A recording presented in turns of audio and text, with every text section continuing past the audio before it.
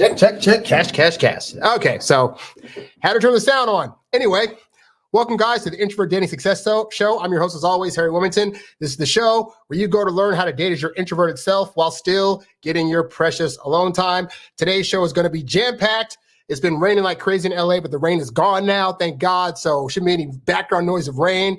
And so today's show, we are going to be talking about dating with intention. Can you hear me now? Ramon, can you hear me now? Check. Cash. Let me see on here real quick. Just make sure my sound's good. Check. Good. We're here. Okay, great. So anyway, all right. So today's show, we're talking about dating with intention, the gift and the curse of the introvert. And I think it's an important show to do because if you're an introverted guy in particular, but really if you're a guy, because we tend to do things with intention, like we're not trying to play around too much. Usually we're trying to get things done. If we see somebody we like, we don't want to play games with them. And so there are definitely some positives to that, but there are also some major negatives that can arise from going down that pathway. And I want to talk about it. So we're going to get into that later in the show. Before that, I got a plethora of things that I want to talk about. I have messages that you guys wrote me over the course of the week that I definitely need to get to, so you guys can get the answer to that. I have some things on TikTok that I saw that I want to talk about. So we got a jam-packed show. And even with all of that, this show is ultimately about you. So if you have a question or a dating concern that you want to ask for my advice on, this is the perfect time to do that because I'm live and I'm right here. And it won't cost you anything because I don't charge for live answers. So you can feel free to leave your question in the chat and I'll be happy to get to it on here. There we go. Nice little overlay there. So we're gonna get to all of that. Oh, but before we do, big announcement. So in case you guys didn't see the video, for the month of February, I've decided that, you know what? Valentine's Day is coming up. This is the time of year when guys are really looking for help. And if you're a single guy, you don't know what you've been doing wrong. And so obviously, you guys can check out my free webinar, 3 Nice Guy Dating Patterns that are holding you back, that women don't like and what to do instead, whatever it's called. Point is, so you can go there for that. But also, I have another special treat for you guys, and it is this.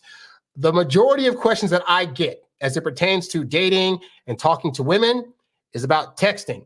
I don't know how many shows that I've done where I've talked about texting. I have guys that go to my website regularly to check out my book, Texting Women Like a Boss, which is the guide to help you guys figure out the ins and outs of texting. Well, for this month, for a limited time, in February, I've decided that book is now going to be available for download for free. So if you want to untangle the web of texting and figure out once and for all the right way to text, the wrong way to text, all you got to do is go to introvertdatingsuccess.com. Go to on the first page, you'll see a box that's all about what the book is about. You can fill out your name and email address, and it will be sent to you instantaneously. So yes, the entire 102-page book will be sent to you to read today for free by clicking on the link. You can click on it in the chat box. You can click it down in the comment section. But either way, that book will be available. That's just my February gift to you guys. So if you are single this Valentine's Day, maybe it's because you're texting, and maybe by reading that book, it'll help you out. So go to the website, ideally after the show, and check out that book, all right? But again, also go there for the free webinar. All this stuff is designed, guys. Like, I have a bunch of stuff you can pay for, and I also have a bunch of stuff that is free because I just want you guys to get information. And so if you can best get it by going to the website and checking out the free stuff, great. If you decide you want to upgrade and step up your studying and be able to get coached in a real way, then you can get some of the paid stuff there. But hopefully, regardless of how you're consuming my content, it's helping you out in your dating life, So that's my freebie for this month. Again, go to the website, get the free ebook, Texting Women Like a Boss, 21 Texting Commandments to help you attract women with your phone, all right? That's for this month only. So in March, I may change it up. So check it out while you can. All right. So with all that said, get my water here. Using a clear cup today so you can see what I'm drinking. I swear it's not vodka. All right. So we got a few things I want to get to today. So first off, what's the first thing I want to get to? Let's see. Okay, great. So I had a guy write me this week, and it's involving a situation that oftentimes may happen when you first start dating a woman, which is that inevitably either you or her, after a couple of dates, one of y'all have to go out of town for a long time. It could be you on a business trip. It could be her for business trip, wedding, family situation, whatever. The point is, there's going to be a part where all of a sudden you guys have gone on a couple of dates. Things seem to be progressing a little bit. And then all of a sudden it's like, one of y'all got to leave. And the question becomes, what do you do with contact? And so this guy had that question, and he mentioned in that a situation about her and him. So I'm going to read through what his question is. I'm going to read through the text that he sent that they sent back and forth, and then a little bit about her, just to give you guys an all-encompassing answer about what to do with this kind of woman in this particular kind of situation. All right. Because I like to know all the details before I just dole out advice to you guys. So if you guys are going to write me, give me the full stats on what's going on. If there's any text messages between you guys or whatever, let me know that before I start answering these questions. So this guy did that, and he asked the question. He said, "Hey, Harry, I met a new girl and we have been out on 2 dates. After the first date, she ended up texting me 2 days later, and the way that she framed it was as if she thought that I wasn't interested because I didn't immediately reach out after the first date." And by the way, this is something that, if he's been following my stuff, this is something that I teach you guys, that you doing an after date text or you texting her the next day to say I had a great time, in the grand scheme of things, isn't actually necessary in terms of building her attraction. Now, some women admittedly will fight me on that. They'll say, if I don't hear from a guy the next day, I'll think he's playing games. And I tell you this, women that are highly interested, they just want to be heard from, and they just want to know that at some point you're going to reach out to them to ask them on a second date. There might be a little myth like, oh, I didn't know because, blah, blah, blah. But ultimately, as long as you're asking them out, you're pretty well versed and good in terms of being able to keep their attraction, all right? Because they just want the date. But anyway, so he says the second date was another success and things got a little more intimate. The first date, I'm glad he leaves dates, by the way. He says the first date was Thursday, January 25th. And the second date was Wednesday, January 31st. So between dates, he, for one, took out on a Thursday the first week, Wednesday the second week. You guys should only be taking out women like once a week in the beginning, or at very least just asking them out for once a week. If they decide to come along and say, hey, let's do something else, that's perfectly normal and fine. But you should be only suggesting 1 date a week to start. So he's already had the one date and then the second date, 6 days apart, pretty darn good so far. And so he says, we haven't spoken since our last date last week. I know this relationship, pause, it's not a relationship. You guys are just dating right now. You still have the ability to go talk to other people and not feel bad about it, but do not get into the mind frame of thinking you're already in a relationship. And I'm going to talk about that extensively in the main show, but suffice to say, you should have said, I know that our dating situation is very early, but the fact you said relationship, your brain's already thinking about that being a thing with her, and that can trip you up, which I'll get into later. But anyway, he says, I know this relationship is very new, which makes going out of town and reconnecting tricky. Well, not really, because like I said, I've said before, women have memory like elephants.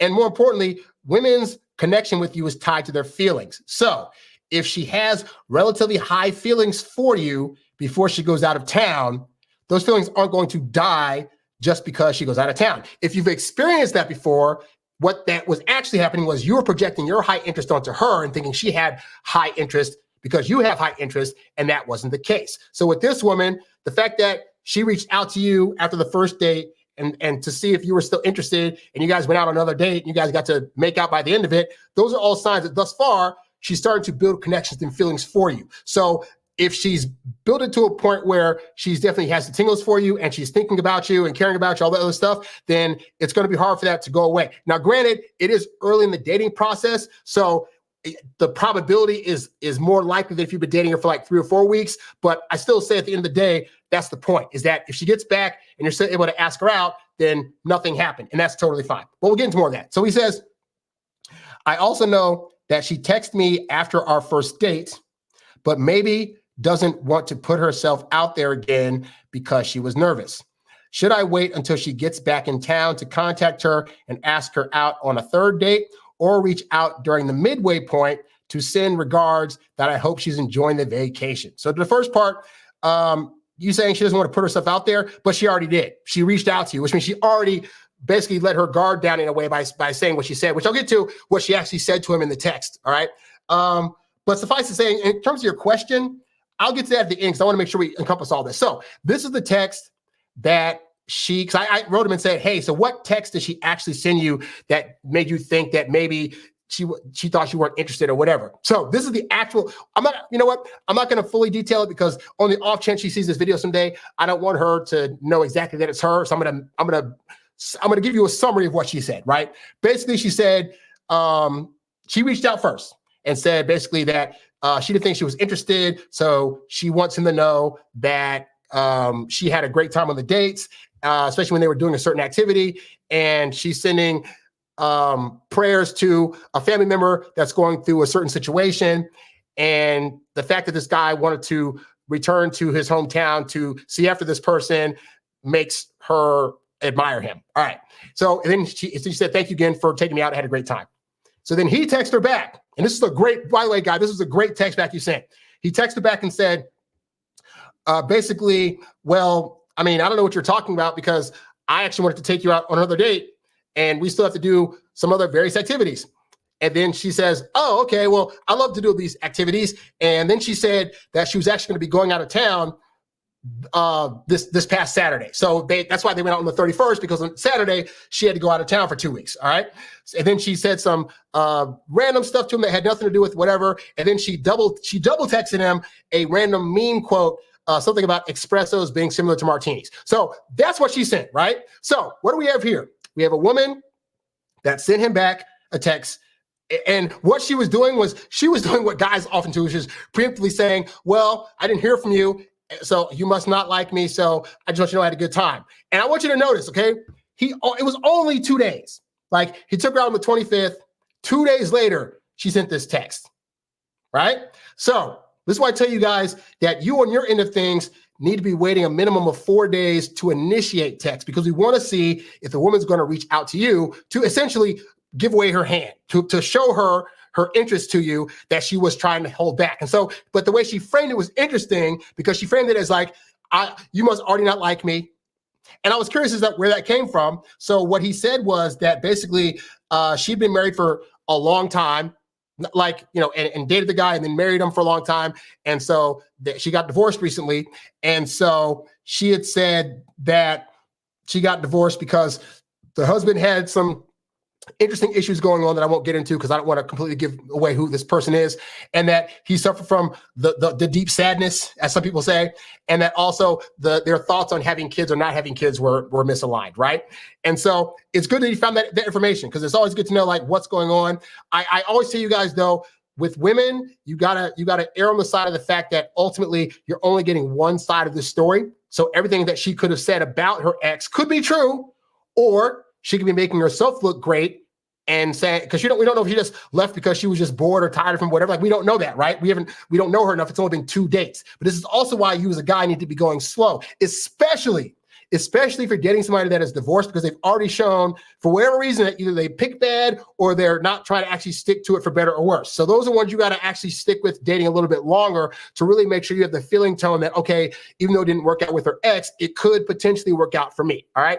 Anyway, all that to say, so in answer to his question, though, he said, should I wait until she gets back in town to contact her and ask her out on a third date, or reach out during the midway point to send regards that I hope she's enjoying the vacation? So this is one of those situations where, to be honest with you, you're not going to necessarily lose points if you don't do it, but it won't knock off too many points if you do it. Okay. This is a little bit of advance, because I know I tell you guys all the time, you know, hey, if you're going out of town or she's going out of town, you don't have to connect with that other person, right? Realistically, it's a 2-week vacation.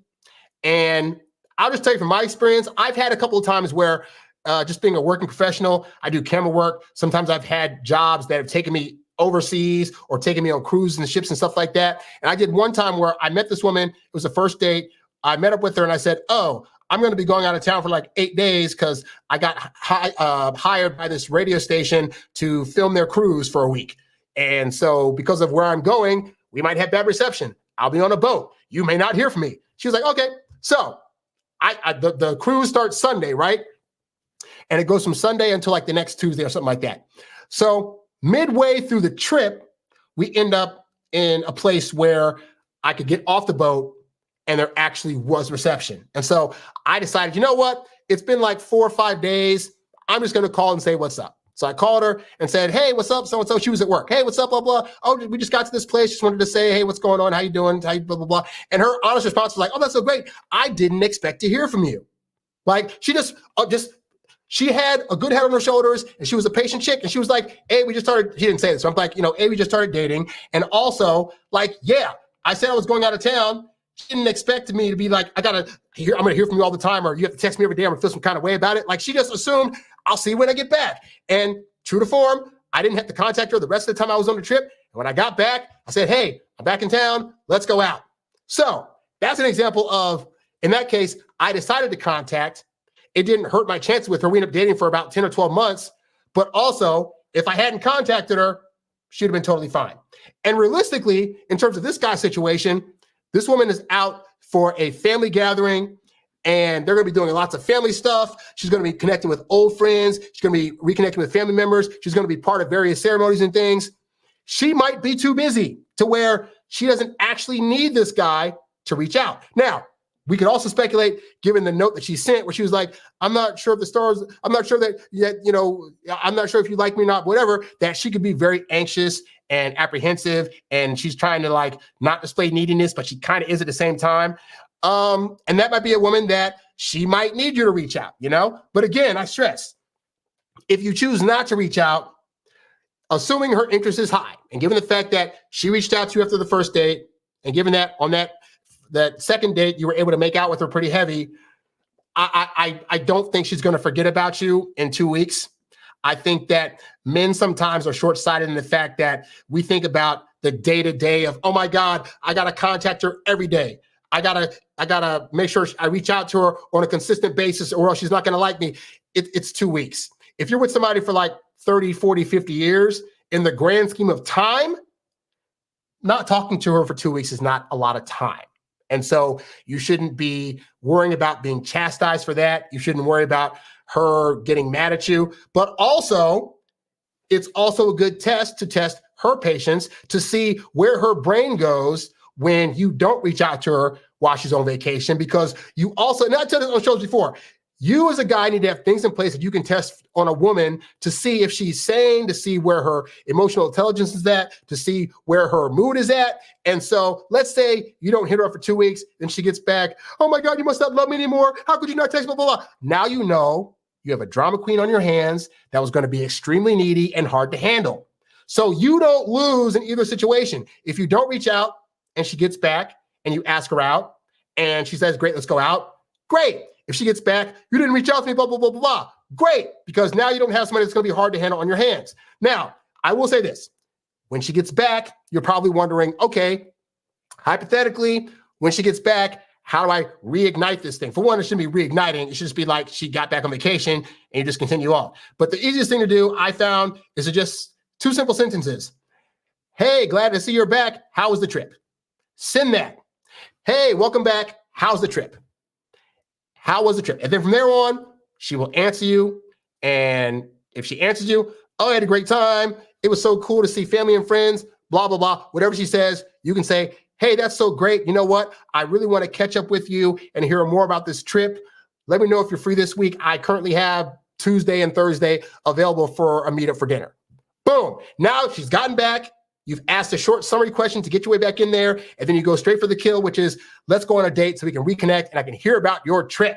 And you reaching out to her and saying you want to hear about her trip, I can guarantee you most guys are, I'm going to reach out to you to hook up with you, to have sex, to talk more about myself. You're saying you want to reach out to hear of her, and especially if she had an ex-husband who didn't listen to her all that much and wasn't that nice to her, we don't know, we're assuming, right? Then you're already going to be a highlight, okay? So don't be worrying about, oh my God, I don't take that. Like, you were in control of this guy. She's already reached out to you once. So that means that she, on some levels, already looking at you as probably like the prize or whatever you want to call it. But yeah, so from this point on, yeah, just wait till she gets back. Like, you could reach her midway through the trip, but again, you won't necessarily lose points if you don't do that. So ultimately, take what I've just said and decide what you want to do. Ultimately, I can't tell you what to do, but I can say from my experience, I've done it where women have gone out of town for 2 or 3 weeks, and I reached out, and they were just kind of like, okay, great, I'll talk to you when I get back. Like, they are of the understanding that they're busy, and so if you don't reach out to her, a woman with a level head would be like, oh, of course you didn't reach out because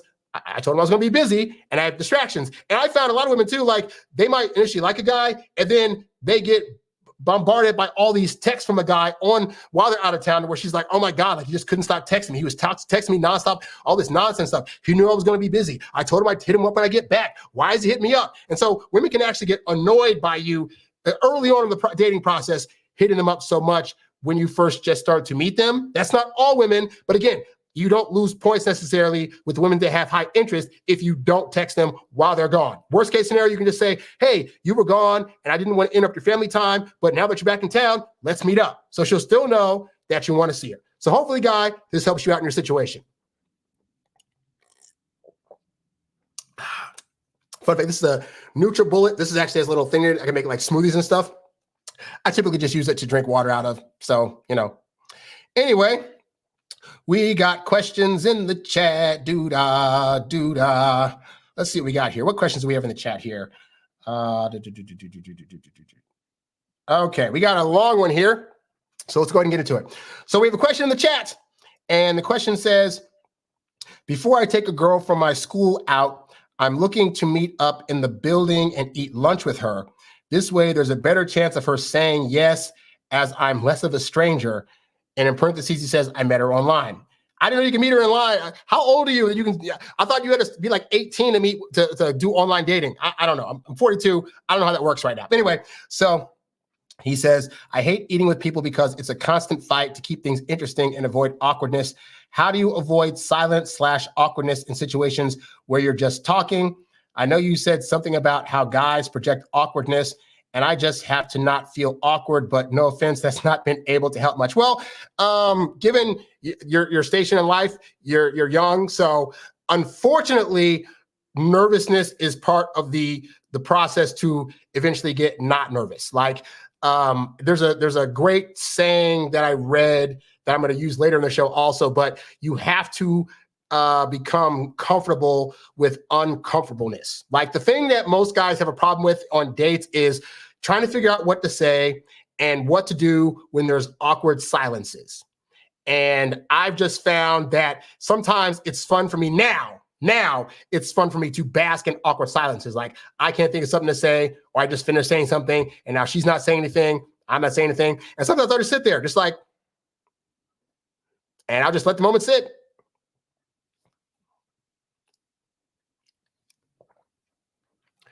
But I don't do it in a way where I'm projecting that I feel weird about this. Because I found if I still look confident while being silent, then they might feel awkward, but I don't. And they're going to go off of how I feel and what I'm projecting, But more to the point, the other secret I found is this, is that guys, look, when I was like 14, 15, 16 years old, and the few times that I got dates or whatever like that, I would be so worried the day before of trying to figure out, okay, what can I say to this person? What can I talk about? What's going to make me look interesting? What is that doing? It's putting all the onus on me. I'm basically saying to in my head, I have to impress her. And so it's all about me. I got to think of what to talk. I do this and that. And it didn't dawn on me until like my 20s, mind you, that women want to be heard and they want to be able to talk. And most guys aren't allowing them to do that because most guys do what you're doing what I used to do, which is I got to come and bring all this conversation. Nobody ever thinks about just asking follow-up questions to what she's saying. So my method is typically this. And if I'm in a conversation with a woman, if you are actually listening and not just staring at her boobs, not just staring at how hot she is, whatever like that, if you actually listen to the words she's saying, women will dole out things. And if you're listening, you can now, this is called active listening. You can now pick out a minimum of 2 or 3 things that she said that you can respond with a question to ask to help her delve further into it, right? So for example, you're at school, you could say, okay, so like what activities do you do at school? Oh, like, I'm in the cheerleading squad. And it's funny, I actually got to start cheerleading because I used to dance as a little girl. And then my mom really liked the way that I was dancing and thought that I'd be a good cheerleader. And so I got into it and I had all this competition to get into the thing, but then I made it. Now you're thinking, oh, she ended the story. So great, we're done. Now I got to think of something else to talk about. She just left a bevy of information for you. She left information like, oh, what dance group were you in as a kid? Well, what moves do you do in cheerleading that are actually really interesting? Or like, what teams have you guys played against? Or what cheer competitions have you been in? Like, there's a plethora of questions you can ask her that she's actually waiting for somebody to ask her. And the problem most people have is in conversations, somebody will say something, and then rather than continuing that conversation, they just end the story. So she's talking about she's a cheerleader, she was in dance, and she has fun at cheerleading, and then you want to move on to that's great. So what other things no, keep the story open. And what I do is this. If a woman starts talking about something, I will ask a minimum of 3 follow-up questions to what she's actually talking about. And then I'll interject an opinion of mine or a statement of mine. I'll convey something that's similar of what I'm doing to what she's doing. And then I'll talk a little bit about myself and then ask her another question. So let's go to the same example, right? She's saying like, oh my God, you're cheerleading, this and that. I'll say, great. So like, how long have you been cheerleading for? Oh, I've been cheerleading since I was a kid. I started doing dancing, this and that. Oh, really? What dance thing were you into? Because I love dancing myself. Like, what dancing thing were you into? Oh, I was part of this group and this group and this group. And then I, got into cheerleading. And so it's been so much fun. It's like, oh, that's great. Like what other schools have you cheered against? Like, I'm curious to know like what the cheerleading life is like. Oh, well, we cheered against this school and this school and this school. That's awesome. You know what? I also happen to play sports. I happen to be an instrument. I happen to do this and that. And so I know all the competition thing is because, like, let me tell you, when I'm out there on the field or doing whatever, like going against other people, it's so rough, isn't it? Like, my God, like I've been doing basketball forever and a day, and just like, but even in basketball, we see the cheerleaders out there. I just never really knew all about them. So like, aside from cheerleading, like, what else are you into? Boom. Then she goes off on another tangent, and then you ask another 3 questions that are follow-up questions to that, and all you're doing is listening. Like, if you transition yourself from I have to talk all the time to I should be letting her talk most of the time and I should be listening 80% of the time, you will find that the woman at large will take over the conversation. At which point, all you got to do is sit back and listen. And then while you're listening for other clues that she's going to give you as to things you can ask about to talk about more. And then she'll just go off on a tangent. And I know some guys feel like, but what about, can I talk about myself? Or what about, like, is she going to ask me questions? Well, this is also where this comes in handy, because as you're asking her questions, a woman that has good etiquette, but more importantly, has high interest in you, will also start asking you questions. And so that's really how you know that you got a good girl in your hands. That you'll ask her about cheerleading. So tell me about your cheerleading. Oh man, I do cheerleading. I used to do dancing and now blah, blah, blah, blah. But what about you? What do you like to do? Like, because women that are highly interested are also highly invested in your story. And so this should ultimately be a back and forth where you're attempting to do 80% of the listening, but you're also hoping that she's going to ask you stuff to see if she really has high interest. All right. But in terms of your end of things, really focus more on listening, focus more on asking them questions. And then when they answer the question, asking follow-up questions, add your own interjection in there about something that involves you and that's connected to her. And then also you can add in some jokes here, whatever, but like really focus on listening. You'll find the more that you're focusing on listening, you won't be as nervous. I used to be the guy that would write, like, I remember one time I was dating this girl and I literally wrote like 5 things to talk about on a piece of paper that I had in my pocket. So when I was walking with her, I could look at the paper and then ask her like another question about something that I came up with. But what was I doing in the process? I wasn't actually listening to her. I was just focused on the next thing I got to say. And that kept me like not figuring out what to talk about. So it's the irony of like, if you have nothing to talk about, ask her a question and then just go off that. So hopefully that gives you a little bit of insight into how to build up your conversations better. And it's a hard road. It's a hard thing to do, but you got to practice it, because right now you're meeting women and they're hot and you're nervous and you got hormones running everywhere and you're thinking, oh my God, like I just want to be able to have a conversation without sweating all over the place.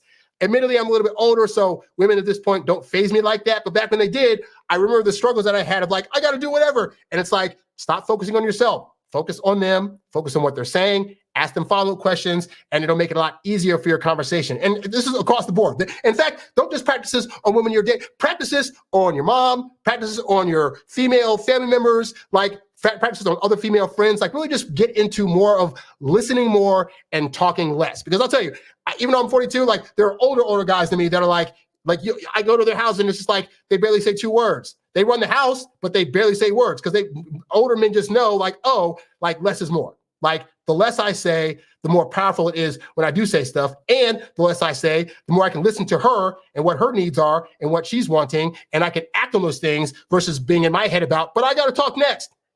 So just some insights from an older guy to you. So hopefully this helps you out. All right. So let's see what the next thing is I want to talk about today. Let's see. Oh, okay. So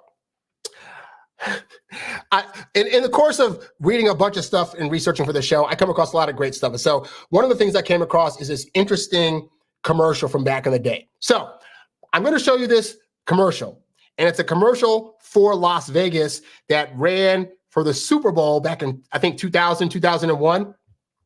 And they were trying to think of an ad that conveys the spirit of Vegas. And so these are the guys that came up with the whole what happens in Vegas stays in Vegas thing, right? And so in this particular commercial, you're going to see a woman after a night out, right? And it's very interesting what happens in the course of that. So I'm going to show you the commercial.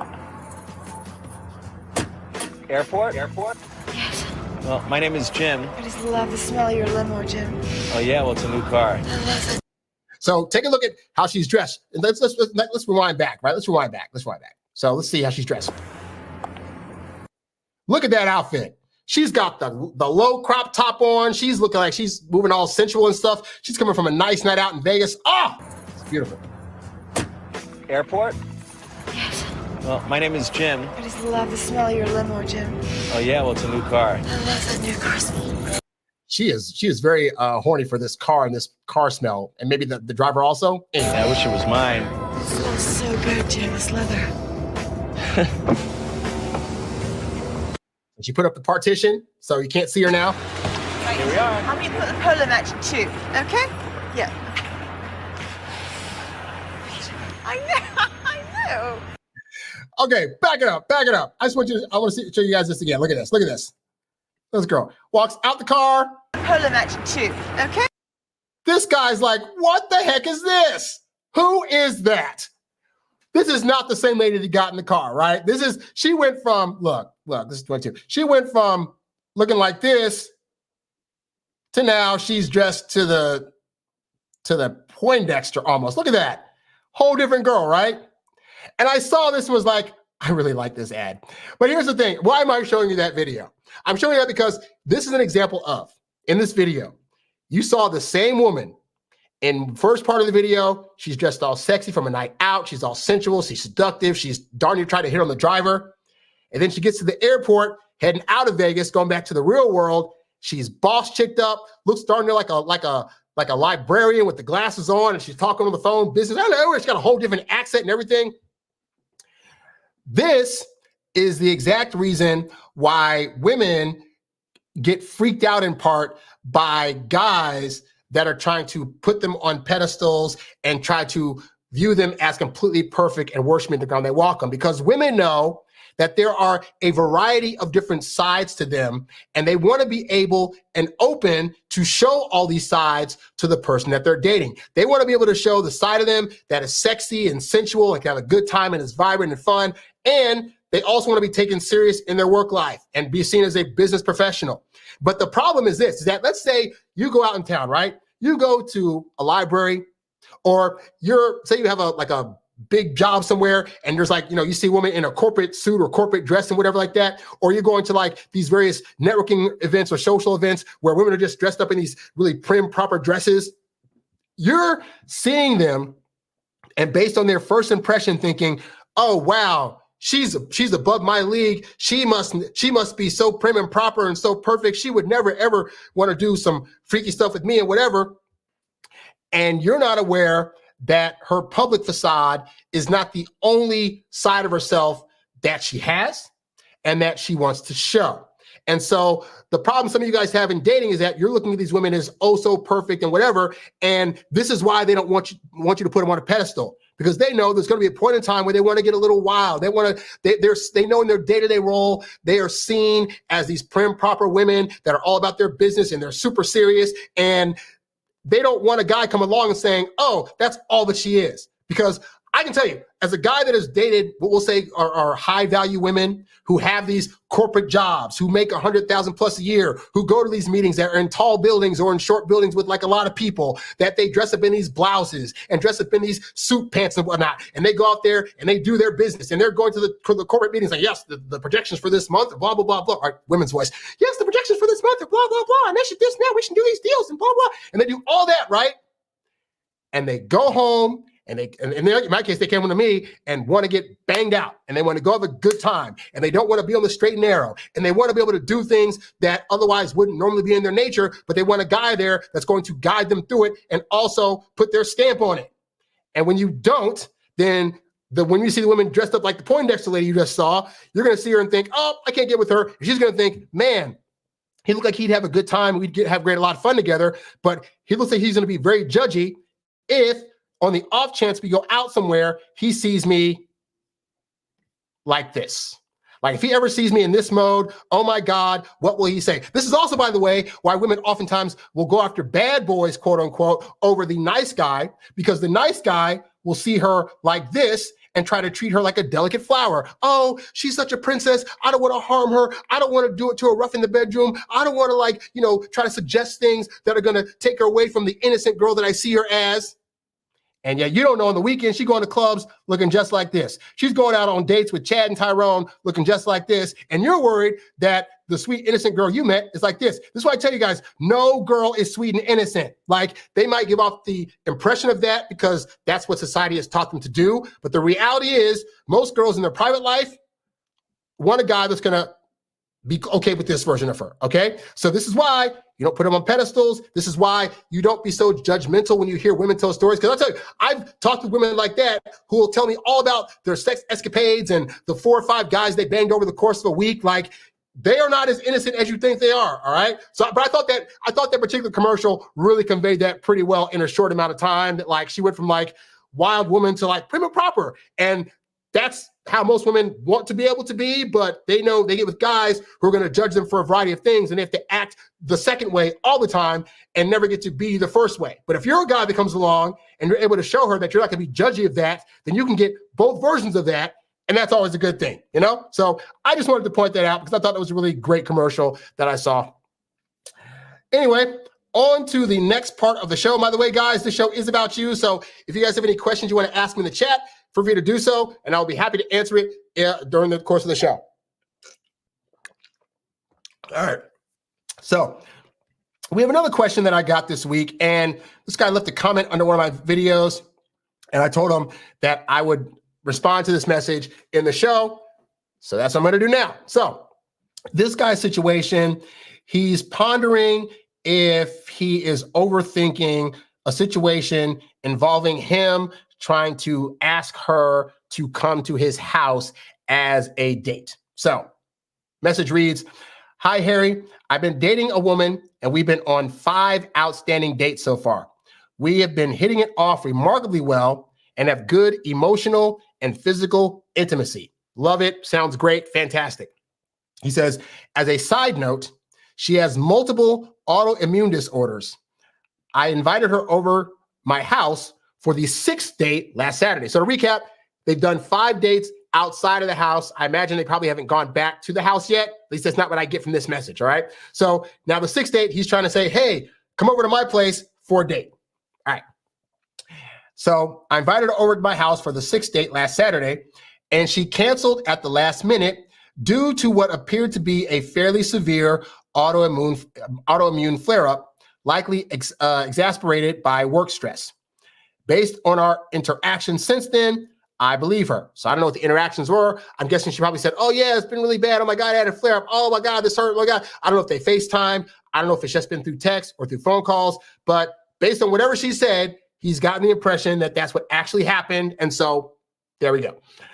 And so he says, last night we caught up over the phone, and at the end of the call, I invited her over my house for this upcoming Saturday, and she said yes.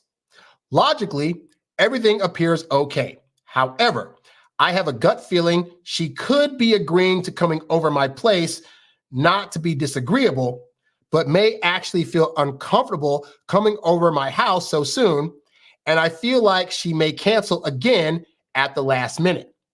Would you recommend A, just seeing if she follows through, and maybe I'm overthinking this, or B, text her and offer an alternative plan for this Saturday and let her know I'm happy with the alternative plan or her coming over to my house, whatever she prefers. Thanks. So I actually ended up doing a blog about this. You can read it at the website or read it on Medium, but I'm going to go through it. Okay. So to start off with, here's the thing.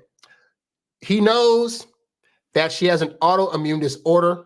So there's a very high probability that she had a flare up. You know, I have friends that have things like lupus or there's another one. I can't think of it right at the moment. Like there's diseases where like, you know, they could be fine for like 6 days and all of a sudden it's like, oh crap, like I did something stressful, I'm out. Like, I can't do nothing today. Hit me up in 2 days when I'm better. That is a real thing. So this could have actually been that situation. At the same time, though, he hasn't known her long enough to really know if that was what actually happened or if it was just an excuse she was using to get out of feeling uncomfortable being invited over to this guy's place. And, you know, it'd be different if, say, they were out on a date and then at the end of the date, she was like, oh, this is such a great time. I don't want this to end. And then he was like, hey, well, you know what? We're already out. If you want to come back to my place for like a movie and food, like we can actually go there and watch movie and food and eat some food, then let's do that. That's different because at this point, she's already out. He's already spent time on the date building up some good feelings to where coming back to his house is just going to be a progression of those good feelings. At that point, she's more apt to say yes to that because it's not like, it's different than what he's trying to do, which is, hey, so let's just come over to my place. Because that screams to a girl, come over and hook up with me.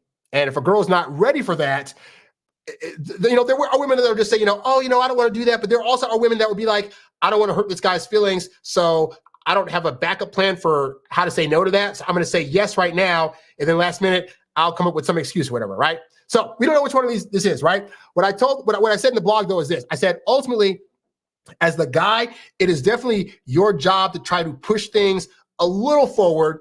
And doing that may cause some uncomfortableness, but it's one of those things that as a guy, you got into the exercise of doing that. It's just like if you have a girl at your place and then you're like, okay, how do I get her from my couch to the bedroom? Well, you might put your arm around her and try to, you know, talk a little bit, but inevitably you got to go for a kiss. You got to massage something. You got to hug something. You got to get closer. You got to make that bold step, you know? So when you make that bold step, sometimes you're going to get rejected and that is okay. The important thing is that you make the step so the woman knows, oh, this is where the guy wants to go next. So at the point that I'm ready for that, I'll know that he's cool with that step. So in this case, I don't even fault the guy. Hey, you gave it a shot. You called her up or you hit her up and said, hey, come to my place. The worst she can say is either no, or which most women won't, or they'll say yes, and then they'll try to back out.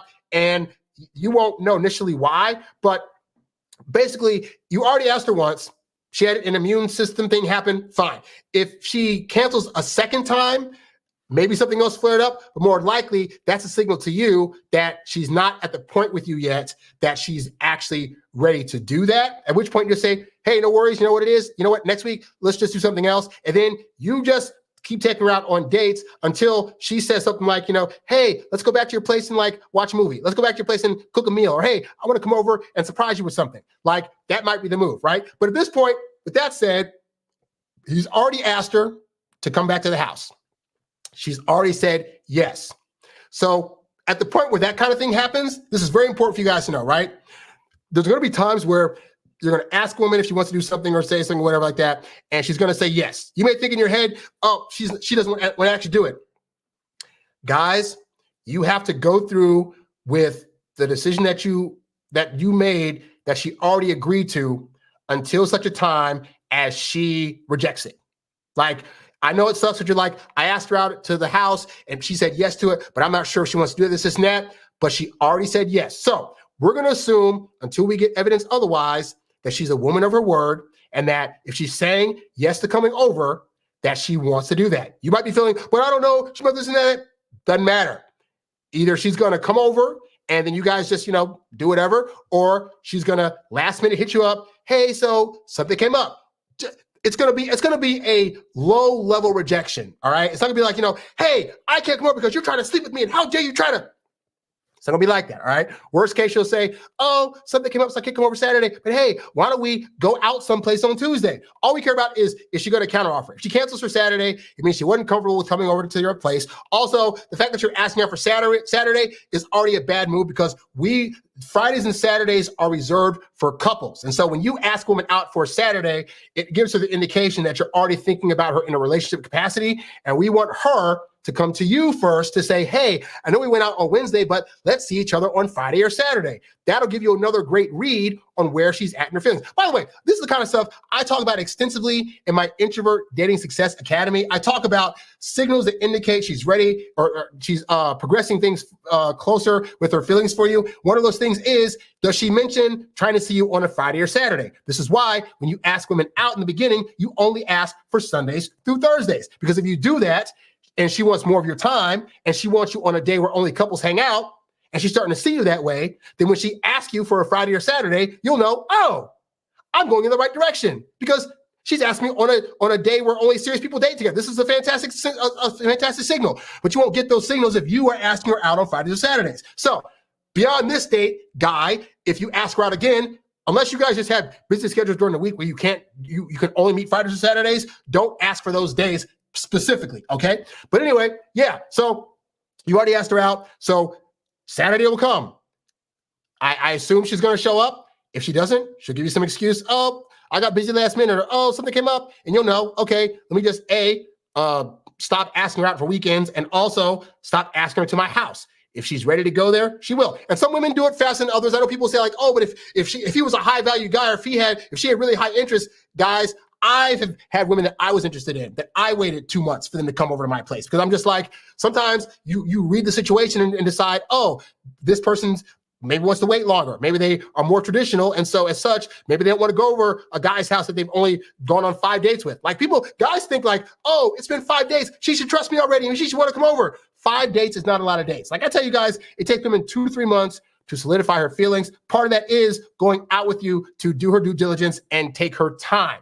And 5 dates, if you're doing 5 dates that are we'll say 3 hours each, right? So she spent 15 hours with you. 15 hours is not enough time to fully trust you yet. And some women, it might take longer. We don't know this woman's history, if she had any past traumas, if she went through a divorce or whatever, but for whatever reason, she might not be ready. Or she could be ready and she could have legitimately had an autoimmune situation happen where she couldn't go that Saturday, okay? So guys, say this, get out of your head. She couldn't go that first Saturday because she said it's a situation. We're going to, for now, take her at her word.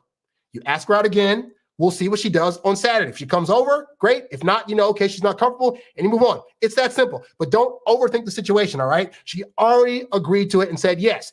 This is also, by the way, guys, why I don't like texting, because if you're doing phone calls, you can hear on the other end, based on how the person answers, what their actual feeling is. Like with text, you say, hey, come over this Saturday. The response back is, yes, I'd love to. You don't know the actual feeling tone. Versus you had FaceTimed her or called her, hey, I want you to come over next Saturday. It'd either be like, oh, yeah, that'd be great. Or like, oh, okay, great. Based on those two responses, you'd have a better read of what was going on, all right? Lastly, on the off chance that Saturday she doesn't want to come over, she hits you up and says like, hey, so, I'm not comfortable with like going over to your house yet. Don't be butthurt. Don't be upset. Just be like, hey, you know what? I get it. No problem. And then already have in your head like 2 or 3 other things you could do. Hey, if you're not cool with that, you know what? Let's go just have a nice dinner. Or let's go to a movie and just hang out and talk. Let's go to a park, assuming it's not raining where you're at, and just whatever. Like always have a backup plan in hand to put out there, but don't preemptively put that plan out there. Now, what you could do also, I will say this though, let's say you're thinking maybe she's not going to want to just come over, right? Combine it. Like you could say, hey, before you come over on Saturday, I thought it'd be really cool to take you to a movie or to check out this really hot restaurant that just opened up. We can have a little food, talk a little bit, and then go back to my place. Then that way she'll know that it's not just about getting her to the house and just about hooking up with her, but that you're actually still wanting to get to know her. And if going to the house ends up being part of that, fantastic. That way there's no pressure. Also, it means if you present that first and you do that activity first, then at the end, if she's not comfortable going to your house after that date, she could say, oh, I'm getting a little tired. Oh my God, I realized I got a busy thing tomorrow. At which point, just know what it is. It just means she's not ready to say, okay, no problem. Hey, it's cool. I got things to do at home anyway. So you know what? It's great seeing you. And we'll meet up some other time. But either way, don't be butthurt if she doesn't come over, but don't automatically assume she doesn't want to come over, is what I'm saying. All right. So hopefully, guy, this helps you out. If this helped you, feel free to leave a Cash App, $, Harry Wilmington. All right. So before we get into the main show, I'm going to, I got to go to the bathroom because these shows are long, So I will be right back. A brand new free ebook on texting and a discount on coaching. I want to talk about it. So it's February. It's the month of love and Valentine's Day and all that stuff. And so for the month of February, I want to help you guys out. And so here's what I've done. If you go to my website, introvertdatingsuccess.com, right now, my very popular book on texting called Texting Like a Boss, which gives you 21 texting commandments of what to do and not to do. That book normally retails on my site for $27. For this month, It is absolutely free. All you have to do is go to the website, fill in your name and email address, and it will be sent to you. You can start reading it tonight. Yes, this is the original 100-page book that'll give you all the insights of the do's and don'ts for texting. I'm doing this because a lot of you guys write me consistently about texting issues you're having, and I don't want that to be a thing that's going to hold you up. So for the month of February, you can get it for free. The other thing I'm doing for this month is that I'm cutting my coaching pricing in half. So if you go to the website, you go to the coaching tab, my normal fee for that has been cut in half for both the hour-long session as well as the half-hour session. So whether you're needing to fix your texting situation or whether you want some one-on-one personal time with yours truly, these things are now available as a discount. And in case of the ebook, absolutely free for the month of February. So go ahead to the website, introvertdatingsuccess.com. You will see the texting book available on the front page of the website. And then for the coaching, click on the coaching tab. So hopefully, guys, this will help you out immensely. And I would love to be able to talk to you guys. If nothing else, get the ebook and read through it and start fixing your texting, because I keep getting messages about it, about what to do. How's it come she's not texting me back? What am I doing wrong with texting? You will now get to know that knowledge for free. So go to the website and check that out. Thanks for checking this out. I'm Harry Wilmington, and I'll catch you guys later, all right? Peace. So once again, that is this book right here, guys. Texting Like a Boss, 100 pages, chock full of 21 do's and don'ts about how to text, how not to text, how to get dates with texting, all the great stuff. Limited time. It's free for the month of February because it's Valentine's. I'm like, you know what? You guys need help. So check that out at the website and get it today and start reading and start learning. All right. So let's go ahead and get to the main crux of the show, guys. So let's talk about this, right?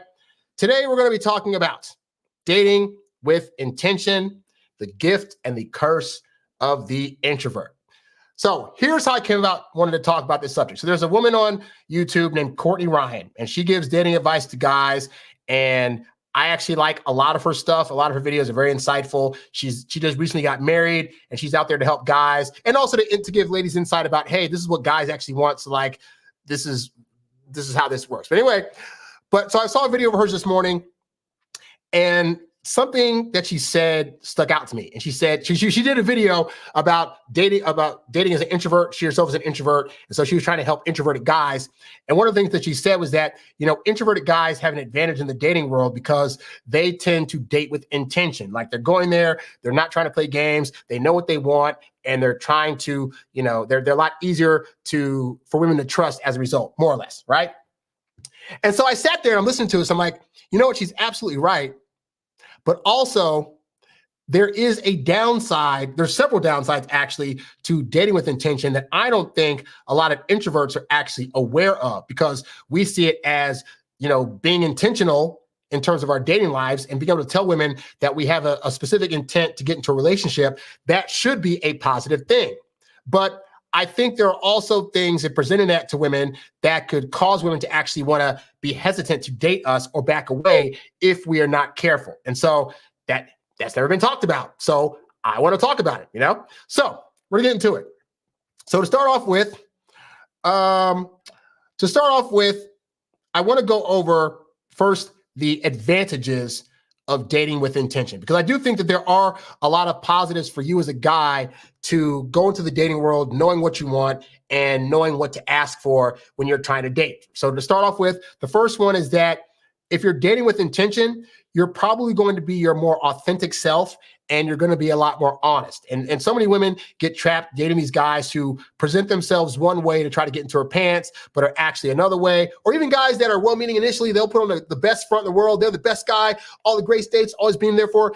And then they get into a long-term relationship, and then it's like, I don't want to do any of that. I don't want to take you on dates anymore. I don't want to talk sweetly to you. Oh my God. Like, they almost get like annoyed with the person they were initially trying to impress. But that's because they weren't being their true, authentic selves. So I think as an introvert, because we don't want to waste time and waste energy presenting ourselves as something we're not, because we know instinctively that they're going to eventually find out who we are, and we're going to have to be that person. So why do that? So more often than not, as an introvert, you're going to go into the dating game already with the idea of like, you want to be authentic, you want to be honest, and women actually appreciate knowing in advance what you as a guy are wanting from her in the beginning and what your intentions are. So that is a positive to dating with intention. Another positive is that when you're dating with intention, you're going to be a lot more consistent and reliable. Typically, introverts are more stable and are willing and able to be more committed. And so for women, this actually creates a sense of security for her, because as long as you're being consistent and as long as you're being reliable, she can start to really trust that you not only are you who you say you are, but that when you say you're going to do something, you're actually going to do it. And so for women at large, that's what they look for in most partners, even the ones that are like, oh, like I want to have a guy that's mysterious and this is that, but they still, in the long run, want somebody they can rely upon. And that's going to be relatively easy to predict, even if you throw in a little bit of mystery here and there, you know? And then the third advantage of dating with intention is that it allows for deep connection and more meaningful conversations. I don't know about you, but I know me as an introvert, I'm not the biggest fan of small talk. And so if I'm trying to date somebody intentionally, I want to have those deep conversations. I want to get to know them a lot better. I want to know the real, authentic them. And so as part of me dating with intention, it means asking those questions that allows me to get to know them on a real level to see if they're going to actually match with me in a long-term situation. And guess what? Women appreciate that too. They like the fact that as an introvert, you're going to prioritize meaningful conversations over just always having surface level banter. All right. So those are actually like the beneficial parts of dating with intention. But with that said, there are actually some challenges that can arise if you are solely just trying to date with intention. Because on one hand, you're thinking, but what's the problem? Like, I know I want a relationship. I can go into situations and let her know that I want a relationship, and we can talk about serious stuff. Like, what's the big deal? Like, it sounds stupid. Harry, how is dating with intention a bad thing? Here's how it can be challenging when you're trying to date with intention. Okay, so for one, obviously, if you're dating with intention, then your end game is to try to get into a relationship. So when you're dating a woman, you're like, hey, the goal of me dating you is to hopefully get this towards a relationship. But the problem is that sometimes in the process of doing that, you can actually overemphasize the end goal, you know? And so what can happen is this: you're so focused on getting into a relationship that you may unintentionally ruin the process by trying to rush it. Like, because again, I have guys write me that are like, hey, it's been 1 or 2 dates and I need to know where she's at. I don't know what her feelings are for me. She seems to be pulling back and playing games, and I'm trying to text her every single day and what's going on. And you're thinking, I need to have a conversation with her about, I'm trying to, trying to get us to a relationship. And, part of the fun of dating for women is that they want to be able to date a guy that, yes, he may want a relationship, but that in the course of the dating process, they just want to get to know you, They don't know after 1 or 2 dates if they necessarily want you in a relationship yet, but they want to figure it out. And they don't want to be rushed to the end goal of that because you're feeling apprehensive or insecure or anxious about not knowing, well, exactly how does she feel about me? Where is she at with her feelings? I need to know if she sees me eventually. And I've just in the last week or two, guys written me, hey, so, after me and her had the second date, I didn't know where she was at. So I hit her up and said, hey, just so you know, if you don't want to do this anymore, no hard feelings. Why? Because he's already thinking, I want a relationship. She is not there yet, so she must not want me anymore. Just like the girl I was talking about earlier that was sending that text to the guy about like, oh, well, you must not want me and oh, yeah, whatever. Like, you're trying to rush to the end game. And it's not bad that you want a relationship, but it is bad that in the process of thinking about it, you're trying to rush somebody to get there. And as a result of that, you're not trying to let them have the journey they need to actually feel the authentic feelings for you. That's the first mistake. The second challenge of trying to date with intention is that it makes it very difficult to just go with the flow. I know it's a hard thing as an introvert because you don't want to waste your time. You don't want to waste your energy. You don't want to think after 1 or 2 dates, well, I paid for 2 dinners. Where is this going? And so I try to teach you guys, it takes a woman 2 to 3 months to solidify her feelings. And I say it in every show. And I say it in every show because I want you to drill it into your head, just like it had to get drilled into my head. Why? Because in the process of not going with the flow, you're not realizing there is actually a flow pattern in order that's going to work the best in order to effectively get a woman into a relationship. The flow of taking her on 1 or 2 dates and then trying to get her into a relationship is not going to be a flow that gels with her or for most women at large. A flow whereby you're kind of more easygoing, You're asking her out once a week. You're not bringing up feelings or emotions, and you're just kind of like having a good time on each of these dates for 2 or 3 months. That is a flow that gives her the time to actually get to know you. And it's the natural progression that she needs in order to feel that she can trust herself with choosing you in the first place, And so, when you're focused so much on like, okay, I got to hit this marker here, I got to hit this marker there. By the second date, we got to do this. By the third week, we should be at this point. By the first month, we should be having a relationship conversation. None of that's going with the flow. All that is, I have timestamps for when things are supposed to be. Now, in my program, Introvert Dating Success, in the 3 months that I'm talking about you dating a woman, I say, hey, these are markers that she's going to hit that'll let you know that she's interested. What I don't say is, but she should hit this marker by month 2 or 3, or she should hit this marker by the first week.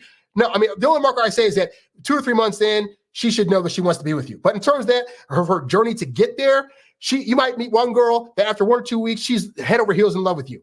But you're also going to meet women that it might take 4 to 6 months. But their point is, if you're looking for certain markers, then you'll know, okay, she did this thing. She said this thing. On date 4, she invited me in. That's a thing. On this date, she said, hey, just so you know, I'm not seeing any other people on dating apps. That's a good sign. Like, you'll know the signs and markers from her. But you trying to say, well, it's been a month and a half and she needs to be off the dating apps right now. And why isn't she? Like, all that's going to do is stress you out. It's going to stress her out. It's not helping you go with the flow, and it's going to cause you to lose that woman, And then the third disadvantage, I'll say, of dating with intention is that you are likely to misinterpret her actions.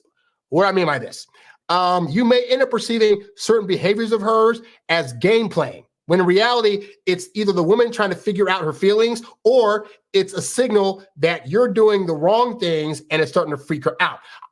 My most popular video continues to be the 5 ways to pass her pull-away test video. And I have guy after guy after guy that, one, don't really hear the first part of that video. Because in the video, I say, there are women out there that are playing games with you and are pulling away to test you.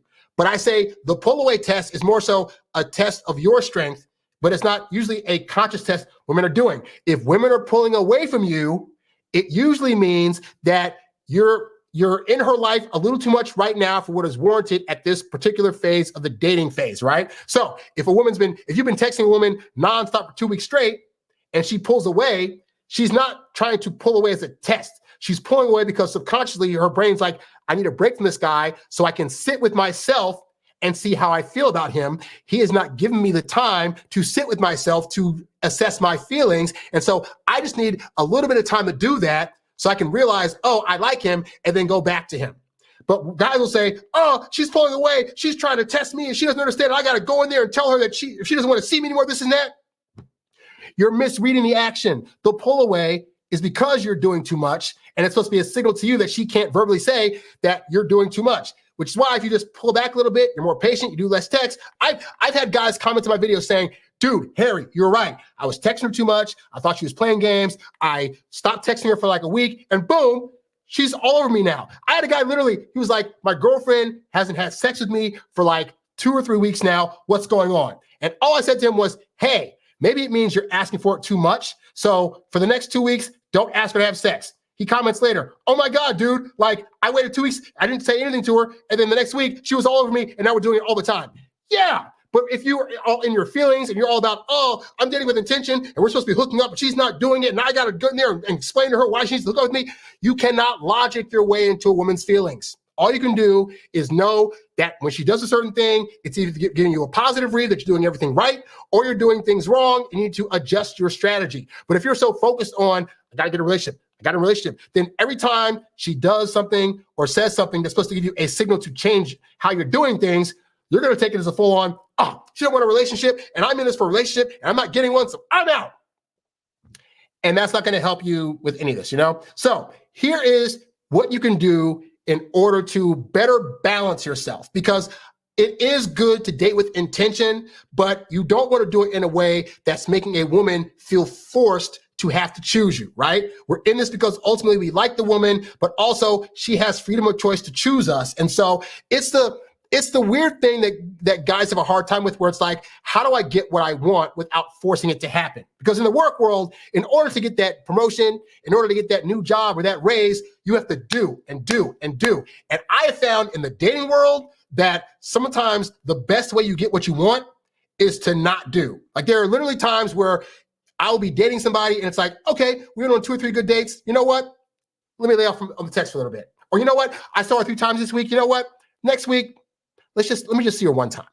And I do this because I know that as much as I want to see this person, there is a flow that needs to happen in order to maximize the probability of this woman wanting to be with me. That is not game playing. That is understanding how women function. And if anything, women want to date a guy that knows how to handle them, that knows the ebb and flows of how dating should work, that knows the right time to kiss them versus the time to pull away. Like women want a guy. There's so many TikToks about women are like, I just want a guy that's going to, occasionally like not talk to me or just tell me to shut up or tell me like women want guys that know what they're doing with women. And so if your strategy is I'm going to just do nonstop, even in bed, you can't do that. Like if you just get a woman in bed and you're just like, for the entire time, it's going to be a bad time. So this is why you go, pound, then you slow it up a little bit. You change positions. You like women are all about, you want to be consistent for a little bit and then change up strategies, both in the bedroom and also in the dating world. So how can you do this?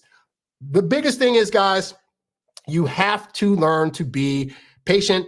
Said it on the show before, but I want to give you specific things you can actually do, right? So for one, you need to start taking time to really analyze the time that you're spending with her. I think it'd be easier for you not to rush into it if you were to sit back and say, okay, we went on this date, had a good time. Now, let me analyze a few things. In my program, Introvert Dating Success Academy, I have a whole video section that simply talks about these are the pinpoint things you need to analyze on this date to determine, based on these things, if she's actually worthy of a second and third and fourth date, or if you need to just part ways, But you got to analyze certain things. That way you kind of start to know, okay, for one, before I just assume we're going to be good for a relationship, let me make sure that we're on the same page, right? Another thing is when you're on these dates, you should be asking questions to really get to know her. Like, don't be a passive listener. Don't just be asking her questions in hopes that you'll give her a smile and a nod, and then you'll be like, oh my gosh, she thinks I'm listening, so I can hook up with her later. Like, no. If you're being intentional about dating and you're thinking, I want to get into a relationship, really dive deep, learn about her history, learn about what her likes and dislikes are. And again, this is over the course of, this isn't like the first date, I'm gonna come with the hard questions. No. You should be having ongoing conversations, but you can be having, this is another thing too, because as an introvert, you need to get okay with having surface level conversations. I know as an introvert, it's hard because you're like, but I want to have deep conversations. Surface level conversations are meaningless. Surface level conversations can lead to deeper conversations. For example, let's say you ask her, so what's your favorite TV show? Oh, my favorite TV show is South Park. It's my favorite TV show. South Park. Really? Why do you like South Park so much? Oh, well, when I was little, it was the only show that me and my dad could really watch together. Oh, really? Like, so tell me about your dad. See, look, you went from South Park to asking about her dad, so she can tell you something about her dad. Oh, that's great. How long have you guys been, you guys seem like you're really well bonded. Like, what other kind of activities do you do together? Boom. It's going deeper and deeper and deeper. But it all started with a surface level question. So you have to learn how to take surface level questions, and then as she's giving you answers, segue them into things that are a little bit deeper, but not too much. On these first few dates, you shouldn't be getting into like childhood traumas, why she got divorced, all this other stuff, but you can start digging a little bit, all right? But you do that through the course of 3, 4, 5, 10 dates, and that way you're focusing, yes, the end goal is the relationship, but you want to focus on steps at a time. What can you learn about her on this date? What experience can you have on this date that's going to let you know more about her? And when you do that and you're focused on just like the next date, like don't focus on the end goal. Focus on being consistent and showing up, focusing on that next date. And next thing you know, you look up, it'll be 10 dates. Like, oh, I've been consistent for 10 dates. Amazing. Meanwhile, she'll be like, he's been consistent. He's taking me on these dates. We've had good hookups. Oh my gosh, my friends love him. I can't stop thinking about him. Like, oh my God. Like, to you, it's just consistency. To her, it's consistency equals trust, equals good times, equals I got to have this guy in a relationship. And then you didn't have to think about, you didn't even focus on the relationship. At that point, you were just focusing on showing her a good time on each date. And that allowed her to start focusing on a relationship. And that's what we want. We want her to focus on the relationship. We want you to focus on just being consistent, having a good time. Another thing is set realistic expectations depending on her situation and or knowing how attraction works for women. So we've already talked about the ebb and flow of attraction for women, but you also got to look at what is a woman's situation And based on that, how much time is she going to actually need to get into a relationship? So for example, a woman that just got divorced, I got news for you, guy. It might take her 3 or 4 months of dating you before she starts to feel like, oh, okay, this guy's not like my ex. I can trust him. I want to be in a relationship. Some women have gone through some horrific traumas in the past. Some women are just coming off of a situation where maybe they didn't know themselves, so they're still trying to search for themselves and date you at the same time. But you have to read these situations and say, okay, based on how this person is, if I really want to get into a relationship, realistically, how long is this person going to need? For one, always baseline it. Every woman needs 2 to 3 months.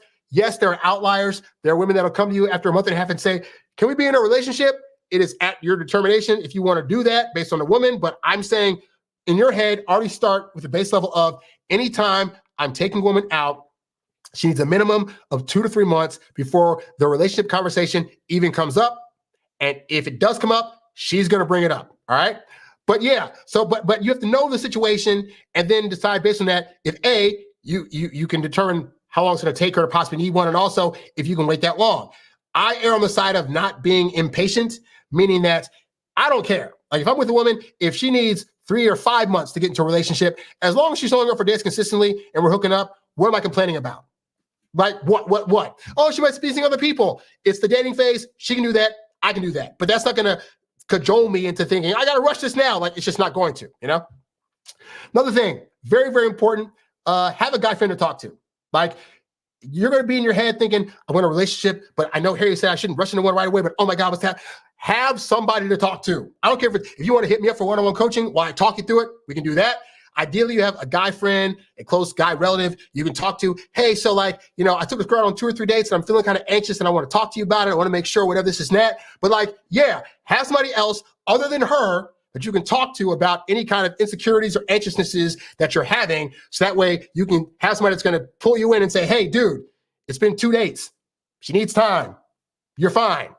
You're good. All right. And then lastly, guys, learn to embrace uncertainty. The reality is that if you're dating with intention and you're trying to get into a relationship, you're going to try to map out a plan, a concrete plan of what you need to do and what you need to say and at what point things should be happening in order for this to work. And if it doesn't go exactly that way, then, oh my God, you're going to be freaked out. And the reality is dating is almost certainly an uncertainty. Like, some women you're going to go out with 2 or 3 dates, you're thinking all things going good. And then she tells you, hey, I'm going to move out of town. I dated a girl one time. Things are going great like the first couple of months. And then she tells me, oh, I'm going to be going to grad school in a different state. And my first thought was like, so we got like 3 more months. All right, cool. Like, I just knew, okay, I'm not gonna be hurt by it. It's an uncertainty. We still had a good time. She tried to come back later because the grad school thing didn't work out. At that point, I was dating somebody else because I was like, I'm not waiting around hoping you come back. Like, I like you and all, but like, that's not gonna happen. But like, you have to be prepared for uncertainties, Some women, after 2 or 3 weeks, they'll be like, hey, we should be boyfriend and girlfriend. You're like, oh my God, that was fast. What are you gonna do about that? Like, you gotta be prepared. Or you date somebody for 4 or 5 months and she still not be ready to be in a relationship. What are you gonna do about that? The more you're willing to embrace uncertainty, the less rattled you'll be when things pop up. And ultimately, you want to be a guy that is indifferent to various outcomes because you actually look like a more stable person if you're able to emotionally be like this. Like, oh my God, Harry, I can't, I have to go out of town. Okay, cool.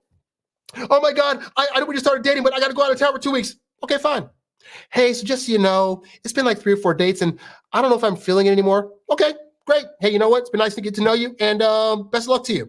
Oh, well, I didn't know. Maybe, so you still on a date? Okay, great. Cool. Let's continue on dating then. Like, the more you're able to embrace uncertainty, the less rattled you'll get, the better results you'll get, and women will trust you at your emotional core. All right. So all this to say, guys, is that dating with intentions is a very admirable thing, but don't let that blind you to the cons of being too intentional. We want you to be a guy that goes with the flow. We want you to be a guy that's going to be able to read her actions and not be butthurt if she does things that initially you're like, I don't know what's going on. We want you to be a guy that, yes, you have your in-game focus of you want to be in a relationship, but always think, for one, it doesn't have to be with her.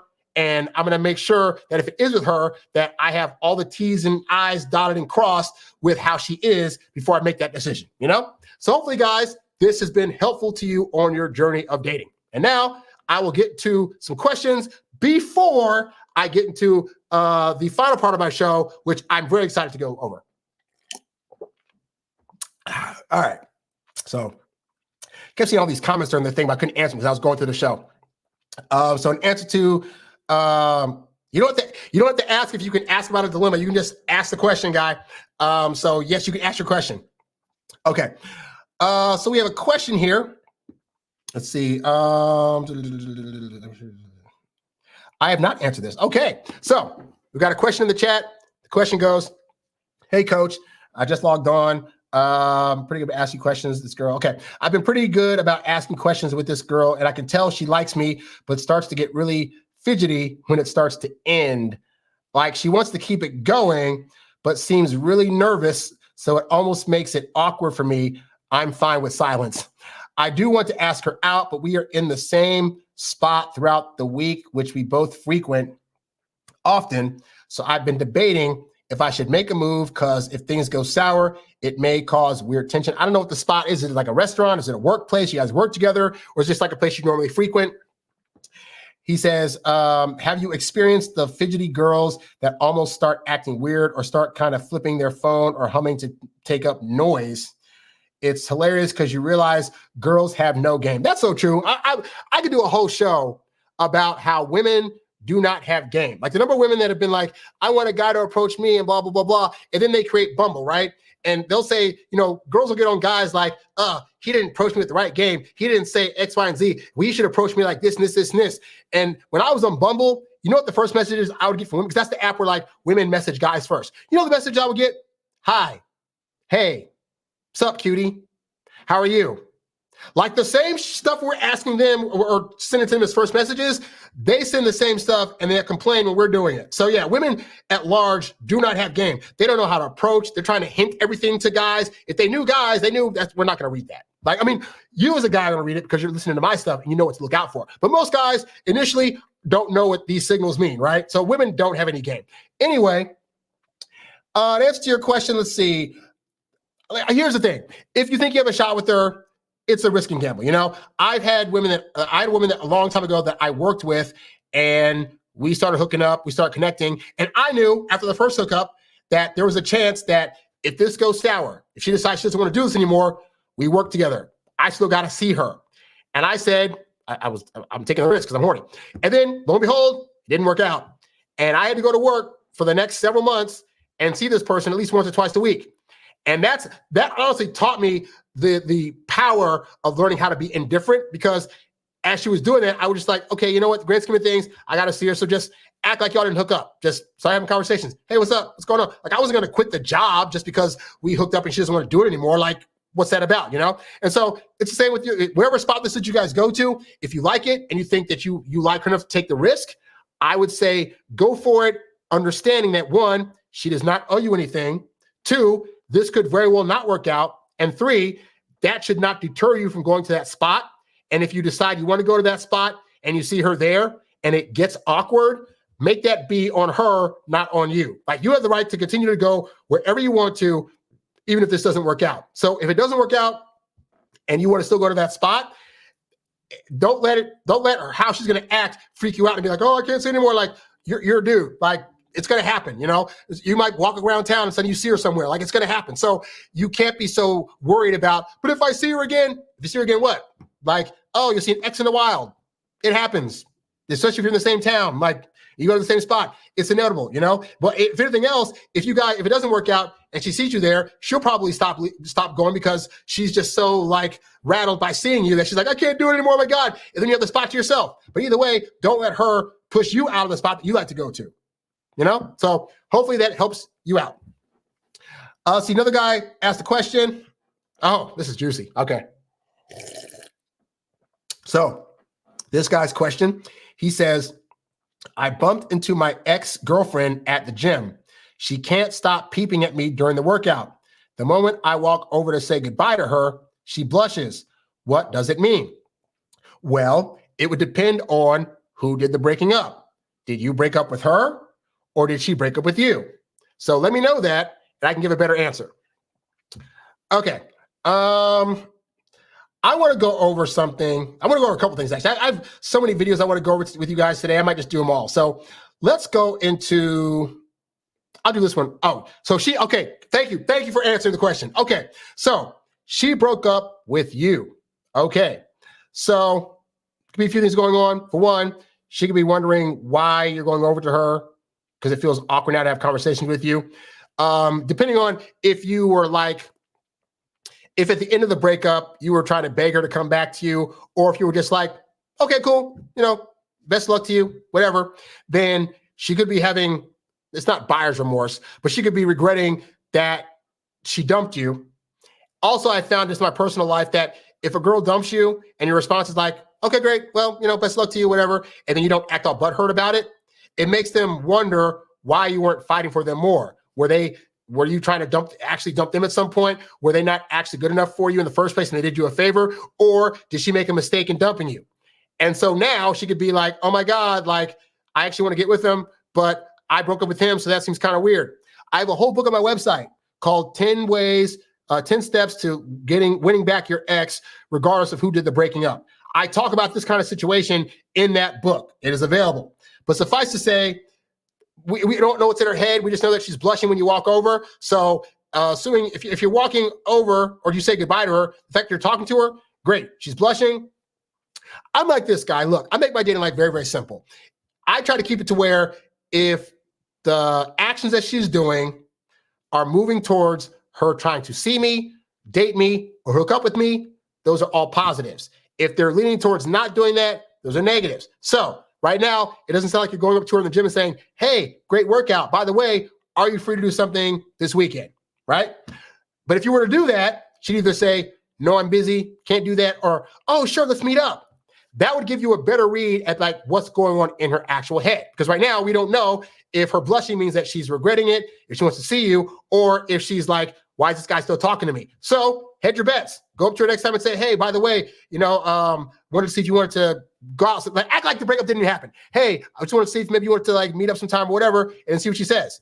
Also, if she broke up with you, you could probably just have a conversation where, something that involves her coming to your place. Hey, so, it's great working out. By the way, I wanted to know if maybe you wanted to talk sometime. Like, I'm about to go home, so I'm busy today, but like, hey, you should come over sometime. Let me know when you're free. Boom. Just leave it at that. I want you to come over sometime. Let me know when you're free. And then see what she says. Worst case scenario, she'll say, we're broken up. I don't want to do that. Okay, great. Invite somebody else over. But don't play the game that most guys do of like, I need to figure out exactly what she's thinking and stay. No, you don't need to know that. Like, there's no sense in wasting your time trying to go into the inner workings of somebody that broke up with you. Like, that is a wasted exercise in futility. I would say, err on the side of this, like, she's blushing. You don't know what it means. So, again, ask her to come to your place. See what she does. That if she comes to your place, you know for sure that she's having regrets about the breakup. So, hopefully that helps you out a little bit. All right. So, but speaking of that, actually, let's go into this thing, okay? There's been this trend on TikTok lately that I am absolutely amazed by, right? So there's women on TikTok that have been doing this thing whereby, women always say they want a guy that's like a 6-foot guy or higher. Spoiler, guys, I'm 5'9.5". You ain't got to be that tall to get women. But there are some women out there that are either dating 6-foot guys or have husbands or boyfriends that are that tall, or we're just curious just to see like, oh, people at 6 feet, like, what do I actually look like as a woman to a guy who's 6 feet or higher? And so there are TikToks of women doing this, and the results are like flabbergasting them. But I think it's an important thing for you to see for me to make the next point that I want to make. So let's go ahead and do that. Let's get into that one real quick. Let's see, where's the actual thing I want to show here? Booyah. All right. So here's the first video of a woman that is going to be showing us what she looks like when she puts her phone at a 6-foot height. Oh my God. No way. No. She can't believe it. No. I refuse to believe this because I am standing on a step stool and I'm in my boots. This is exactly 6 feet tall. No. I'm using the step ladder right. Okay. I want you to see how her camera's positioned, and I want you to see what she looks like, right? So she has it at the 6-foot tall person's height. She's got to be like 5'2", 5'3", right? So looking down, she looks very small. Oh my God, I'm wearing boots. You can't see me. She's trying it. How am I supposed to be intimidating like this? Like this? I want you to hear what she said, right? She said, how am I supposed to be intimidating like this? How am I, a 5'2", 5'3" girl, being intimidating when there's a guy looking at me that's 6 feet tall? Keep that in mind, all right? How is this intimidating? The answer is a lot of guys. Like, if I stand under it, you can't even see me. Oh my God, I'm directly underneath you and you can't see me. Not unless he bends down. No wonder people trip over my ass. I'm just... She's so funny. So that's the first video, right? So then here's another video of a woman doing a similar activity. Okay. I am now fully, I need to know. You gotta know. You gotta know. So I am 5'2". You're 5'2". About 3 inches. Okay. I'm not tall. I'm aware I'm not tall. But let's see. So her boob's about to get up in the camera. But I want to just a small call out right here, right? See this lady's house right here? Some of you guys are seeing these fine, hot-looking girls and getting intimidated by them and getting nervous, and you're not even aware of their lifestyle. This woman, look at this. All these boxes. She probably lives solo by herself. All these boxes ain't cleaned up and was still willing to get on camera, right? Do you want to date a woman this messy? So I'm just pointing out, you guys, this is why you guys need to do your due diligence before you get all in your feels about women, because you do not know the lifestyle that they have. And some women have a lifestyle like this where they're hella messy. It is not kosher. All right, continuing on. So I'm gonna go to the point where she actually gets the thing up there to see herself. All right, so we'll go through this. Here we go. So let's see how you see me. No. just no. Like if I lay you flat, so there's not extra length. This is how you see me? There's no fucking way. This is the view you just have naturally. Okay. I look like a child trying to reach things. Okay, so we're gonna pause on this frame right here, right? Because she pointed out something very important. She said herself, I look like a child. The lady in the first video said, how can anybody be intimidated by this? All right. So this is an example that women are unintentionally showing, right? They're not understanding how are all these guys that are taller than me, that are stronger than me, that have more muscle, that have more height than me. How am I, this little person over here, able to actually like intimidate them, you know? And this is an example of like, again, why women don't want to be put on a pedestal. And more importantly, why it is that you as a guy, when you're not being confident and when you're being anxious around them, that they are not trusting you enough to want to date you. Because at the core of everything, guys, this goes back to being a masculine guy, right? So in these videos, right, look at this. If you're looking down at her objectively, a guy that's like 6'3", 6'4", looking down at her, right? She looks like a child.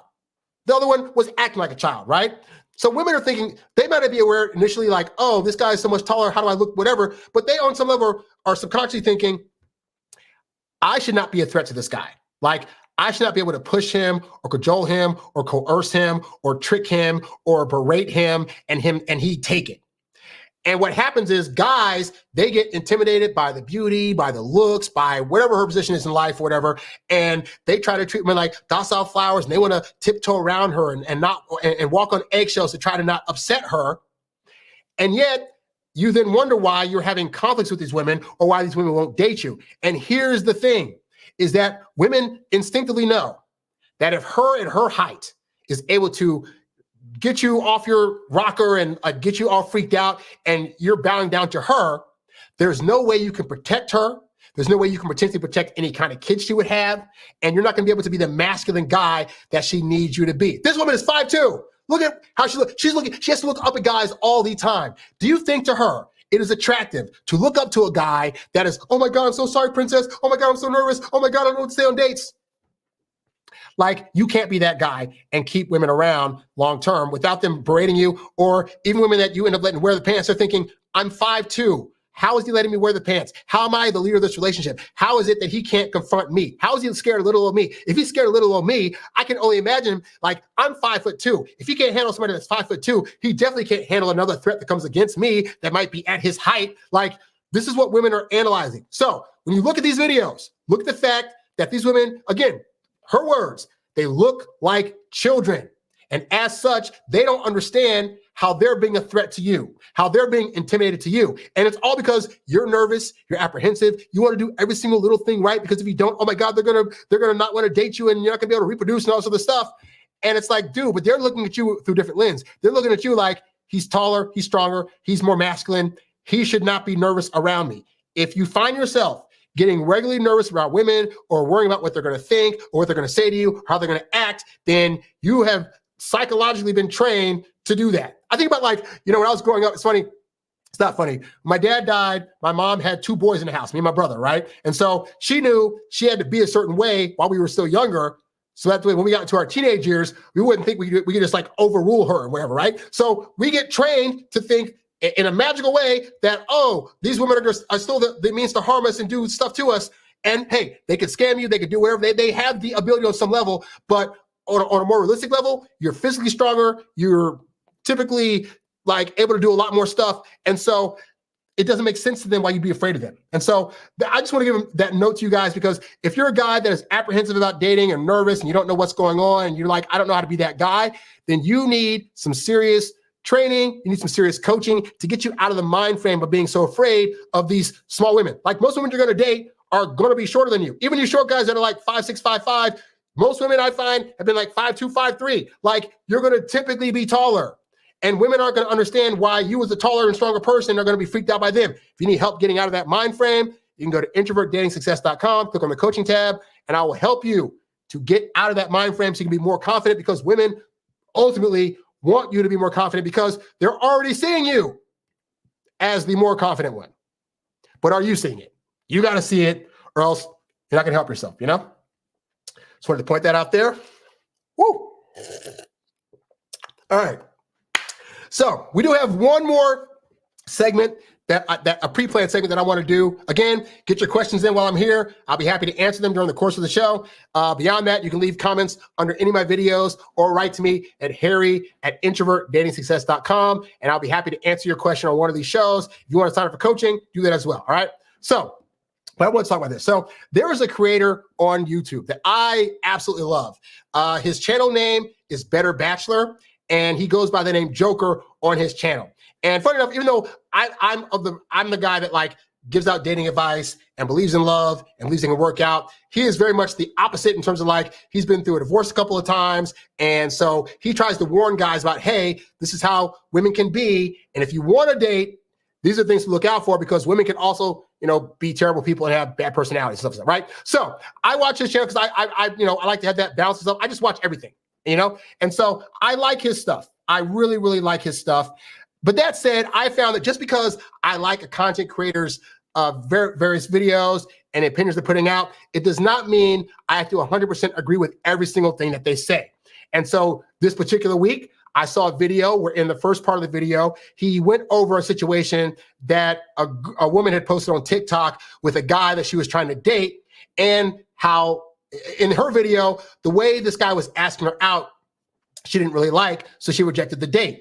Joker goes on to stop at parts and analyze her reaction and why what she was doing in his head was like completely stupid, and like she wasn't really looking at what the guy was actually trying to do and was taking the guy for granted, yada, yada, yada.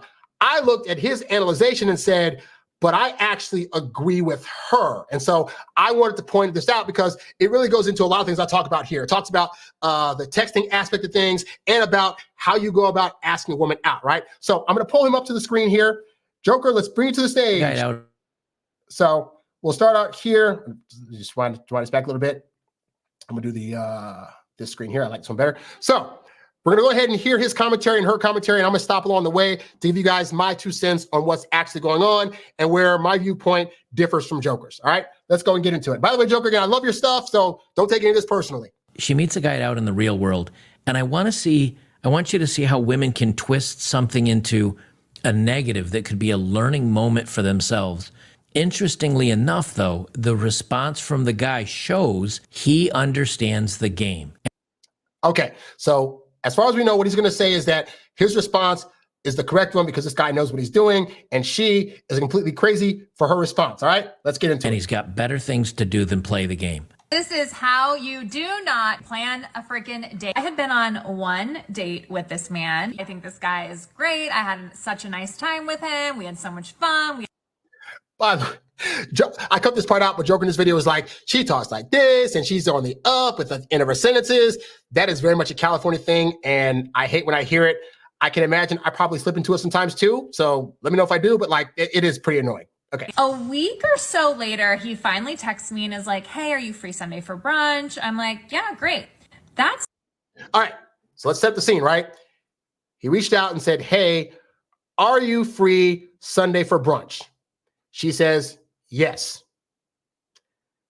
That's all that happened. So he didn't set a time. He didn't set a restaurant. He just said, hey, you're free? Sure. And then left it at that. So I'm going to tell you guys, for some of you, this is something you're actually doing that is causing you to not get dates, is that you are trying to do basically like the 3 sale setup where it's like, hey, do you want to go out sometime? Yeah, sure, it'll be fun. Okay, great. And then you're hoping, okay, I'll ask her later what the actual date is. And the next time you reach out to her, hey, so let's do the date. And what do you want? All that stuff, right? This is why I teach you guys, if you're going to ask a woman on a date, at the point where you first ask for the date, you should be getting down all the details on that first text. You should not be saying, hey, you want to go on a date? And then making her wait X amount of time before you actually ask for the date with more details. Like, that's not fair to them. And that does not make you look like a guy that is decisive and masculine. All right, continuing on. Saturday night, he sends me this text. Are you still up for brunch? Yes, I'm still up for brunch. Pause. So he already asked her if she wants to do brunch. And her response was, yes, I want to do brunch. So then his next text to her almost a week later is like, so you still want to do brunch? Now, let me ask you a question. Does that, to you, project off a guy that is secure in his ability to attract women and keep him on their mind? To me, what this reads at is a guy that is insecure and is anxious and doesn't think highly enough of himself to think that a woman would actually want to keep a date with him. Like, he's thinking, well, just because she said, yes, she wants to do the date, things could have changed. She could have changed her mind. Or maybe she decided, I'm not for her. That is not you walking into asking for a date with confidence. And so you could be losing out on women simply because you have this kind of attitude where it's like, I don't want to hurt her feelings. And if I'm a burden to her, I don't want her to have to say yes to a date and then keep it with me. So I'm going to just ask again, you sure you want to do the date? But just doing that action could give her the ick, could give her the feeling of like, oh my God, this guy's not as confident as I thought he was. And now I'm just suddenly not feeling that I want to go out because you projected out that you don't think she actually wants to do it. Anyway, let's see what Joker thought about that. Just trying to solidify the plans. If I ask somebody to do something on Sunday and it's Monday or Tuesday, Friday or Thursday, I'll hit him up and say, hey, we still doing that on Saturday? And yeah, he'd be like, yeah. Now, that could be the way that he goes about things with his guy friends, and that's totally fine. The way in which you communicate with your guy friends and pals and or people you've known for a long time is different from the things you're trying to convey to a woman when you're asking her out for those first few times.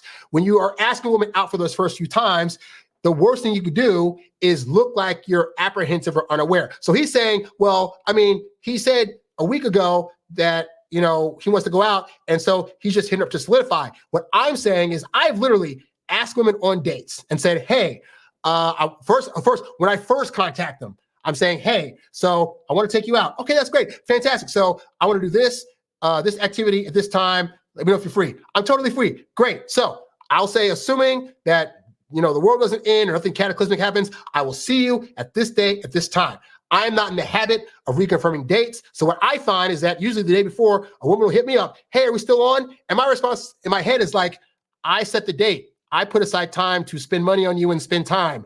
How would I forget about the date? So, but because I walk like that, I don't feel the need to have to reconfirm a date with a woman. But more importantly, I'm not saying a week in advance, hey, do you want to go on a date next Sunday? Okay, sure. And then leaving her hanging for a week. I am saying at the point that she says yes, saying, great, I have this idea. We're going to do it this time. Let me know if you're free. Great. I'm totally free. Fantastic. See you that day. If you set all the stuff up when you first contact her, you don't have to worry about having to give her a reconfirmation text later on because I want to make sure to forget. You'll have all the plans, and women, they have memories like elephants. They will not forget that they had a date with you unless they're not highly interested. Clearly, this woman said she still remembered that they had a date, so she was already highly interested. Everything this guy did after he first asked her out is now wasted time because she already agreed to the date. And I get in his head, he's thinking, but what if she changed her mind? This speaks to a guy that has had bad dating experiences with women that cancel or flake. Spoiler, guys, that's going to happen in the dating world. That does not mean you change up your tactics. If I asked a girl out this week and then last minute she canceled or flaked because I didn't reconfirm, I wouldn't try to confirm for the next woman I dated. I'd be like, okay, she wasn't interested because women that have high interest will keep the dates, and I would move on to the next one who, surprise, surprise, would remember that we had a date regardless of how far in advance we set it up, and we could go out and have a good time. Anyway, continuing on. Could come your way if you know a. Oh, wait, I'm going back because this is important for you guys to hear. Okay, here we go. Okay. And yeah, he'd be like, yeah. I could come your way if you know a good spot. Okay, let me do the heavy lifting for you, buddy. He didn't ask for you to make the arrangements. He didn't ask for her to call and make reservations. He didn't ask for you to pay for it. He asked, I could come your way if you know a good spot, meaning you don't have to drive out here in my neck of the woods. I'll come to you and make it easier on you. How about you choose some place that you like? If you know a good spot for brunch, hey, let's go for it. Like your lady's choice. And she finds a way to make that negative and calls it heavy lifting.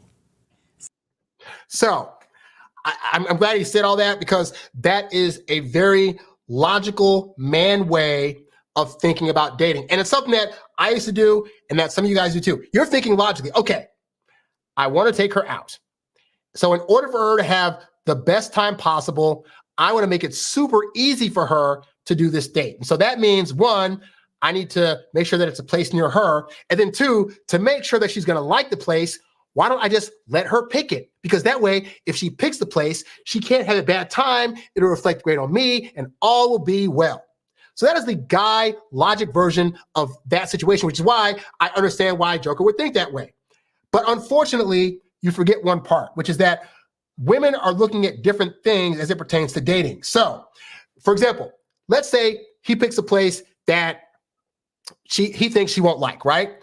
For the woman, more often than not, it's not necessarily about if you pick the exact right place in order to make sure she has a good time. It's more so the actual action of, oh, this guy made a plan. Oh my God, this guy actually picked a place for us to go, picked the time of day. He already sussed out the menu, so I know what's going to be there. And all I got to do is show up and look pretty. Like the action of planning is the masculine part that women want to see. Also to a point, like women don't need you to necessarily plan something that they're going to actually want to do. Like I know that doesn't make sense, right? But it's like, here's the thing.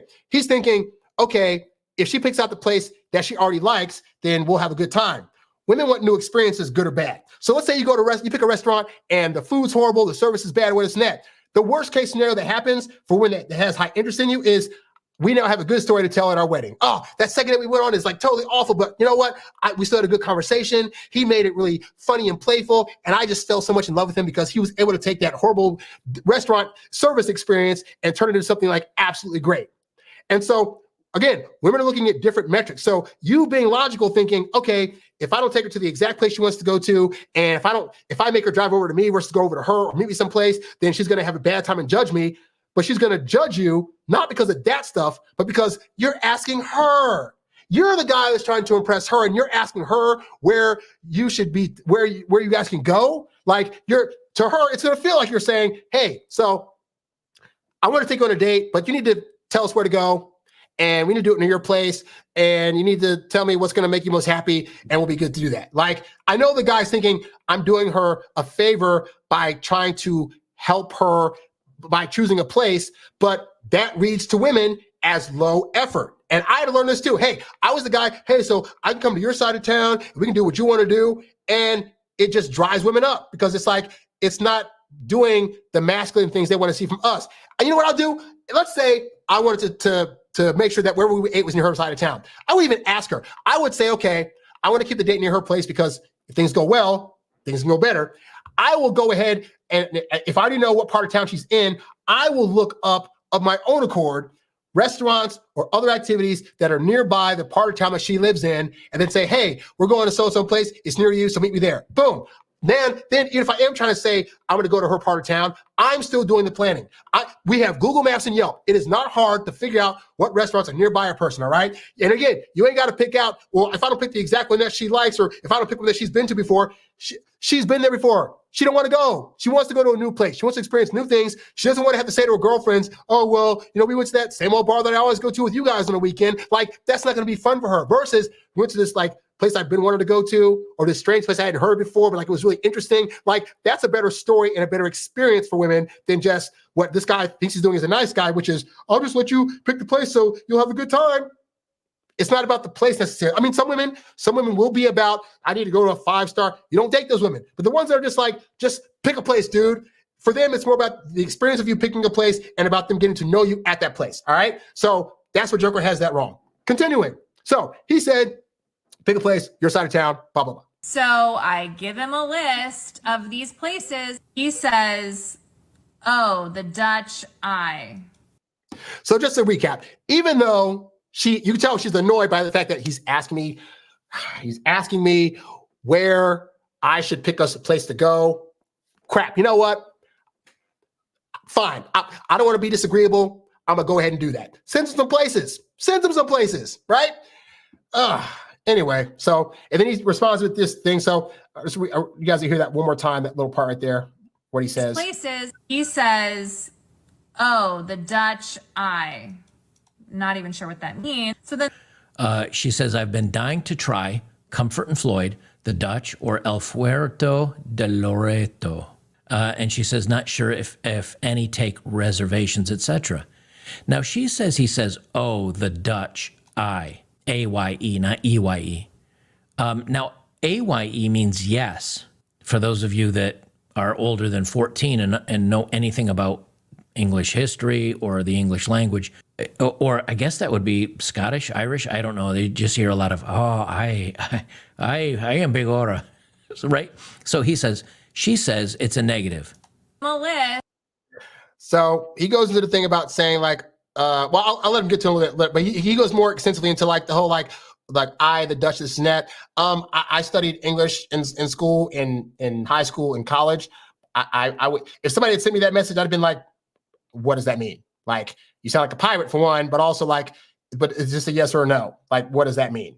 Are you cool with what I picked out or not? Like, I don't know. And I was a honor scholar in college. I still don't get that. So, but he's judging her based on the fact that, I mean, he already views her as like kind of stupid. So it's like, you should know this. Spoiler, not everybody knows what these things mean or words mean, you know? Of these places, he says, oh, the Dutch Eye.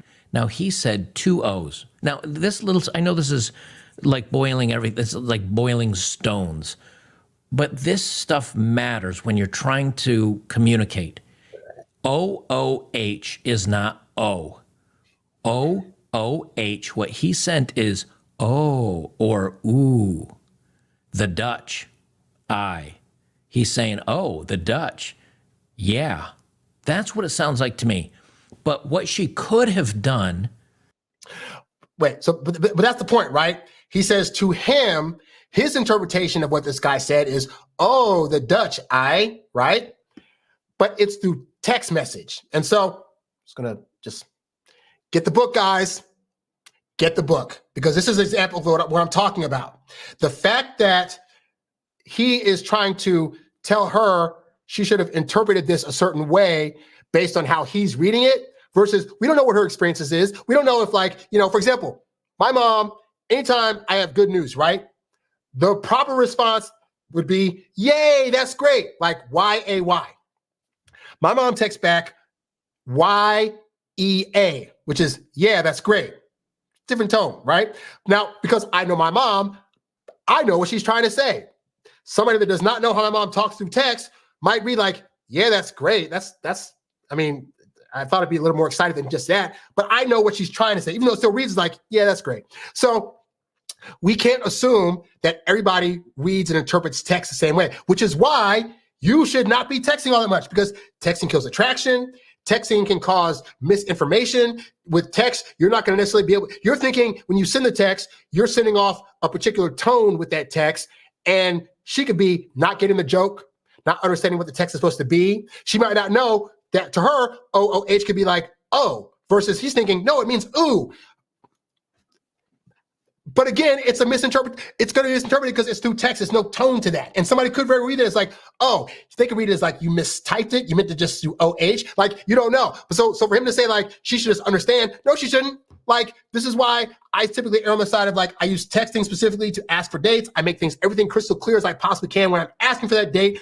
I don't try to do extra jokey stuff or things that I know could be misinterpreted based on how they're being said. I save most of my conversations for in-person dates. But because this guy messed up already by not trying to preemptively like get the details for the date on day one, he now has to go through this conversation that is causing her confusion. Anyway, continuing on. Is replied to him saying, is that good? Is that a negative? Do you want to try it? Did you want to pick something like?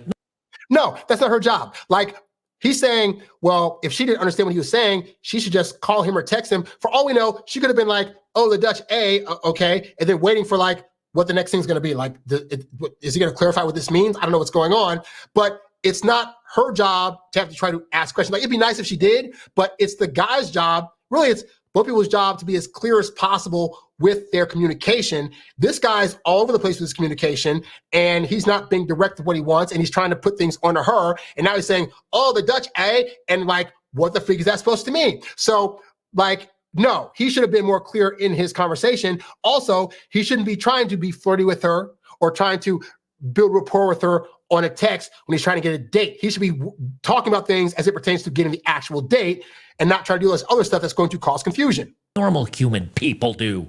It's called a conversation. You could pick up the phone and say, hey, not our job. I wasn't sure. Now, he could have done the same. He could have. He thought she...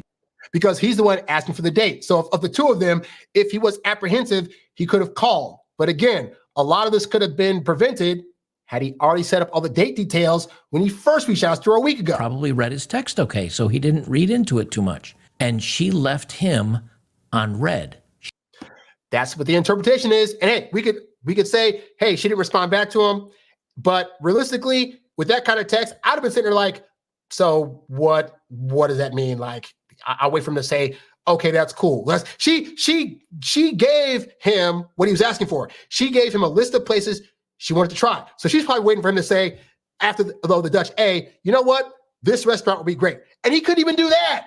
Like, he still didn't, like, he's probably waiting for her to say, well, which one of those three do you want to do? Like, this is what's so frustrating about, like, this is why I have to teach guys how to text and how to ask for dates and things, because this is stuff that to me now seems like second nature. But again, I remember back in the day when I'd be doing these exact same things. I was so worried about, like, I didn't want a woman to know how much I liked her. And so I would just be like, well, what do you want to do? Well, are you sure you want to do this? Well, can I pick you up now, princess? And again, that kind of behavior isn't showing masculinity, and it is causing you to lose women. I got a whole book at my website called Stop Losing Women. Get that book also. She didn't reply. So then that morning, I get a text from him. Howdy, how does two sound? I never heard back from him the night before. She says, she's right. At no time did he actually pin down a time. He didn't pin down a time when he first contacted her. He didn't try to pin down a time in the night before text. Like, he could have said, hey, are we still on for tomorrow? Great, what's a good time? Didn't even ask that. So now it's the day of, and he's thinking, well, she already agreed to the date, so she'll be good at any time. I have told women, look, I mean, for one, I typically tend to set dates, but I'm like, if a woman's like, hey, I want to treat you to the beach tomorrow, my first thing is like, great, what time are we going? Because I'm not going to be the guy that's going to sit there like, I mean, she said we're going to go on a date today, so I hope at some point it happens. So why would you do that to women? Like, you should already be coming in with all the stuff, place, time, location, etc. Like all that stuff is your job. So to be like, I'm going to ask her on a date, but I'm going to make her wait a week before I actually plan what the date is. And then on that day, I'm going to wait till the next day to actually like give her a time. You are a guy that does not know how to ask women out. So yeah, is it any wonder that she would then complain about how you're doing it? So in this case, again, Joker is wrong. I get it. He's viewing the woman as like dumb and stupid. And she has other TikToks that would make that argument more palatable. But like in this case, how she's being asked out by this guy is completely lame in all sense of the word. I didn't hear back from him the night before. She left him unread. She read his message. She responded with nothing. Because his initial text was bullcrap, and he didn't follow up with, yeah, that place sounds great. Hey, let's do this time, which is what she was probably waiting for. Now, as most dating coaches, guys, men's content creators tell you, it's like a game of tennis. You put the ball in their court, they put it back, at least when you're initially starting to date. Because if you keep sending, tennis balls at them, they're going to feel overwhelmed and run away. Now, that is true, but a couple things here. For one, look at the fact that she double texted up here earlier. And then more importantly, his response back to her was a jokey-ish text that didn't actually confirm anything. So he sent the text, oh, the Dutch A? What was she supposed to say next to that?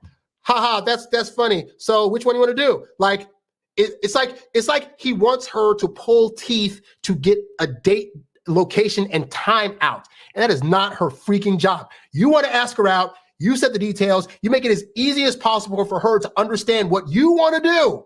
This isn't about you doing what you think she wants to do. You're about getting her someplace where, okay, admittedly, you want to take her someplace where you think you guys are going to both have a good time. But the more important exercise is trying to see if she's going to follow your lead. This is how, for all you guys that want to see if you're going to get a submissive woman, it starts with this. When you lay out a plan for a date, does she say yes to it and give you no fight back? She was trying to let this guy do all the planning and give no fight back. And he wants to say, but you plan the date, but the Dutch eye. I'm like, it's too much work.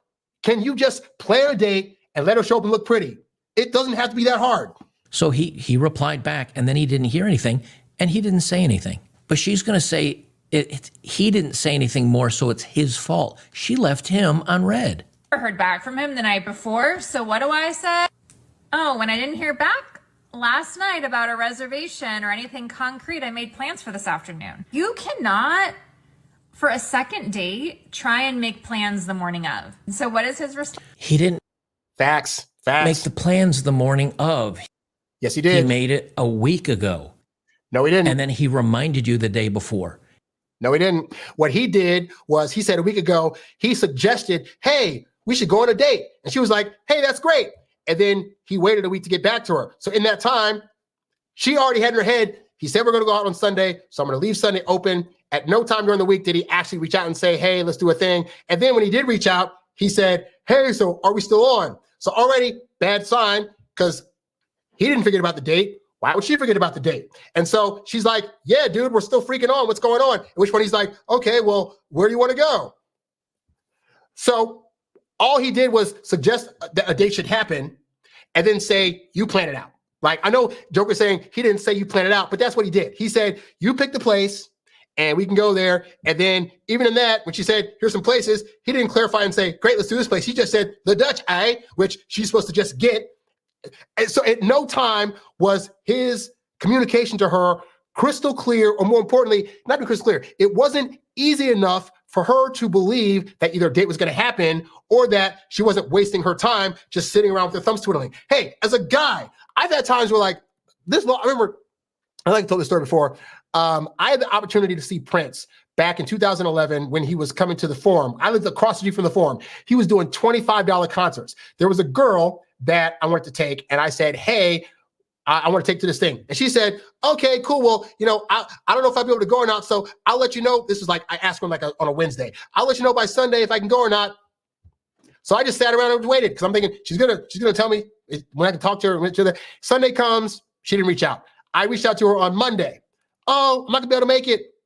And by that time, all the tickets were sold out. And I was like, oh, that sucks. Well, I guess I'll catch Prince the next time he comes to California. He's dead now. I never saw him. Why?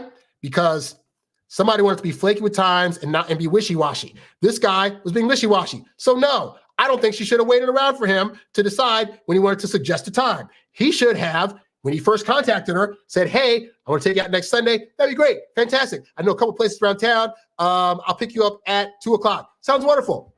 That would have curtailed any of this from happening. Like, none of this shit would have happened if he would have just known from the jump to plan the date, but he didn't. And so to call her out and say she's doing a bad thing by all of a sudden saying she wants to go out someplace else because he didn't make a concrete time, he didn't choose a concrete time. So that's what he gets. And then he offered to come to you, and he offered to let you pick the place. Like, that's the thing. He keeps saying he offered.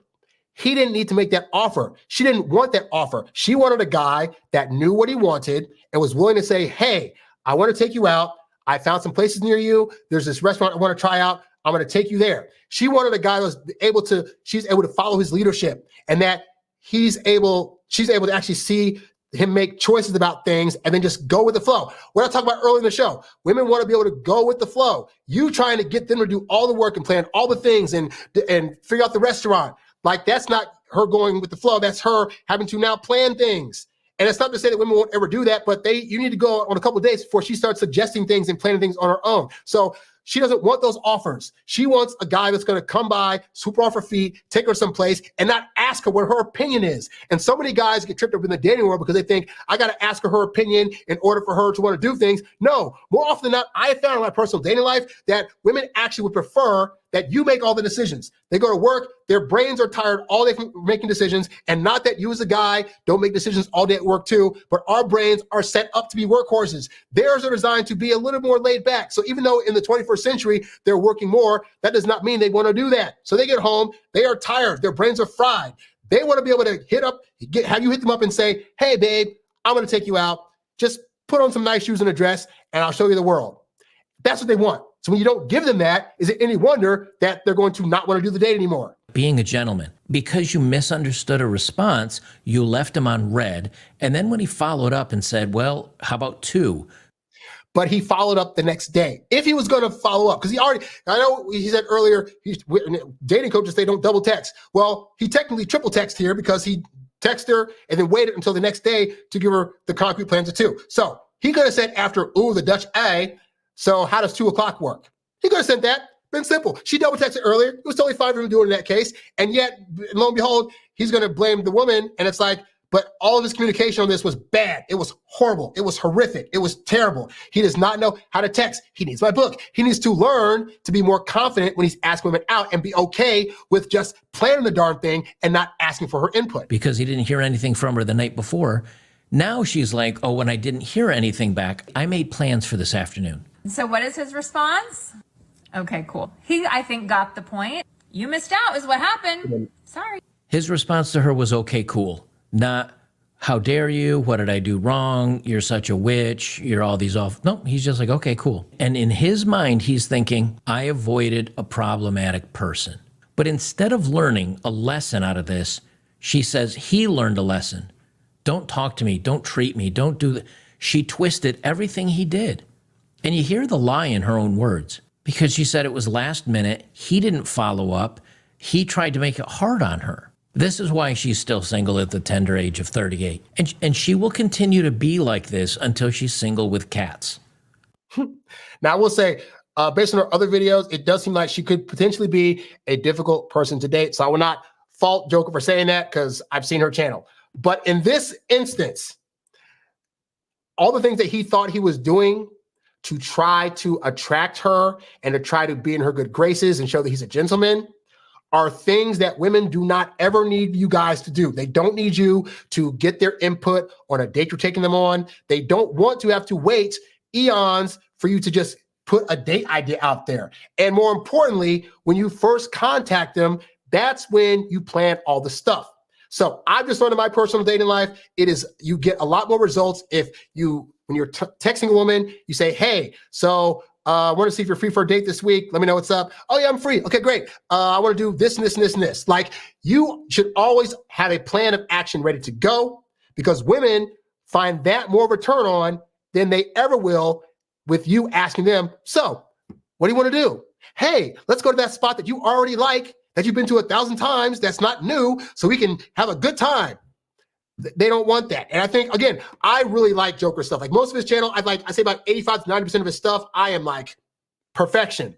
But this one, Joker, sorry to say, bud, you got it wrong. So hopefully you guys learned a lesson about that in terms of like lessons on texting, lessons on asking women out. It's really not that complicated. If you need more help with this kind of stuff, guys, go to the website, introvertdatingsuccess.com, sign up for my free webinar, sign up for getting the free texting book for this month only. Like, check out my programs and eBooks. Like, this stuff is really designed to help walk you guys through this kind of stuff that you may not be aware of is actually holding you back. In fact, the Stop Losing Women book, that is nothing but things on what you should not be doing in order to get women. So check all that stuff out at the website, all right? Anyway, guys, this has been a bit of a longer show, but I appreciate you guys for sticking around and staying to the end. Thank you guys so much for supporting the show. If you want to show your support, like this channel, subscribe like this video, subscribe to the channel. Feel free to leave a Cash App at $ Harry Wilmington, because all those donations help me immensely with this program and stuff like that. And yeah, continue to learn in your dating journey. Check out my videos on this page. I got like over 800 and something odd videos right now. So hopefully the stuff that I'm putting out there helps you guys out immensely. And that's all I got. So thanks for watching, and I will catch you guys on the next episode of Introvert Dating Success. I'm out. Peace. You's a bad boy, but you can't stop, won't stop. You a high earning, high value, high class man. You a high earning, high value, high class man. You a high earning, high value, high class man. You a high class man. You a high class man. You a high earning, high value, high class man.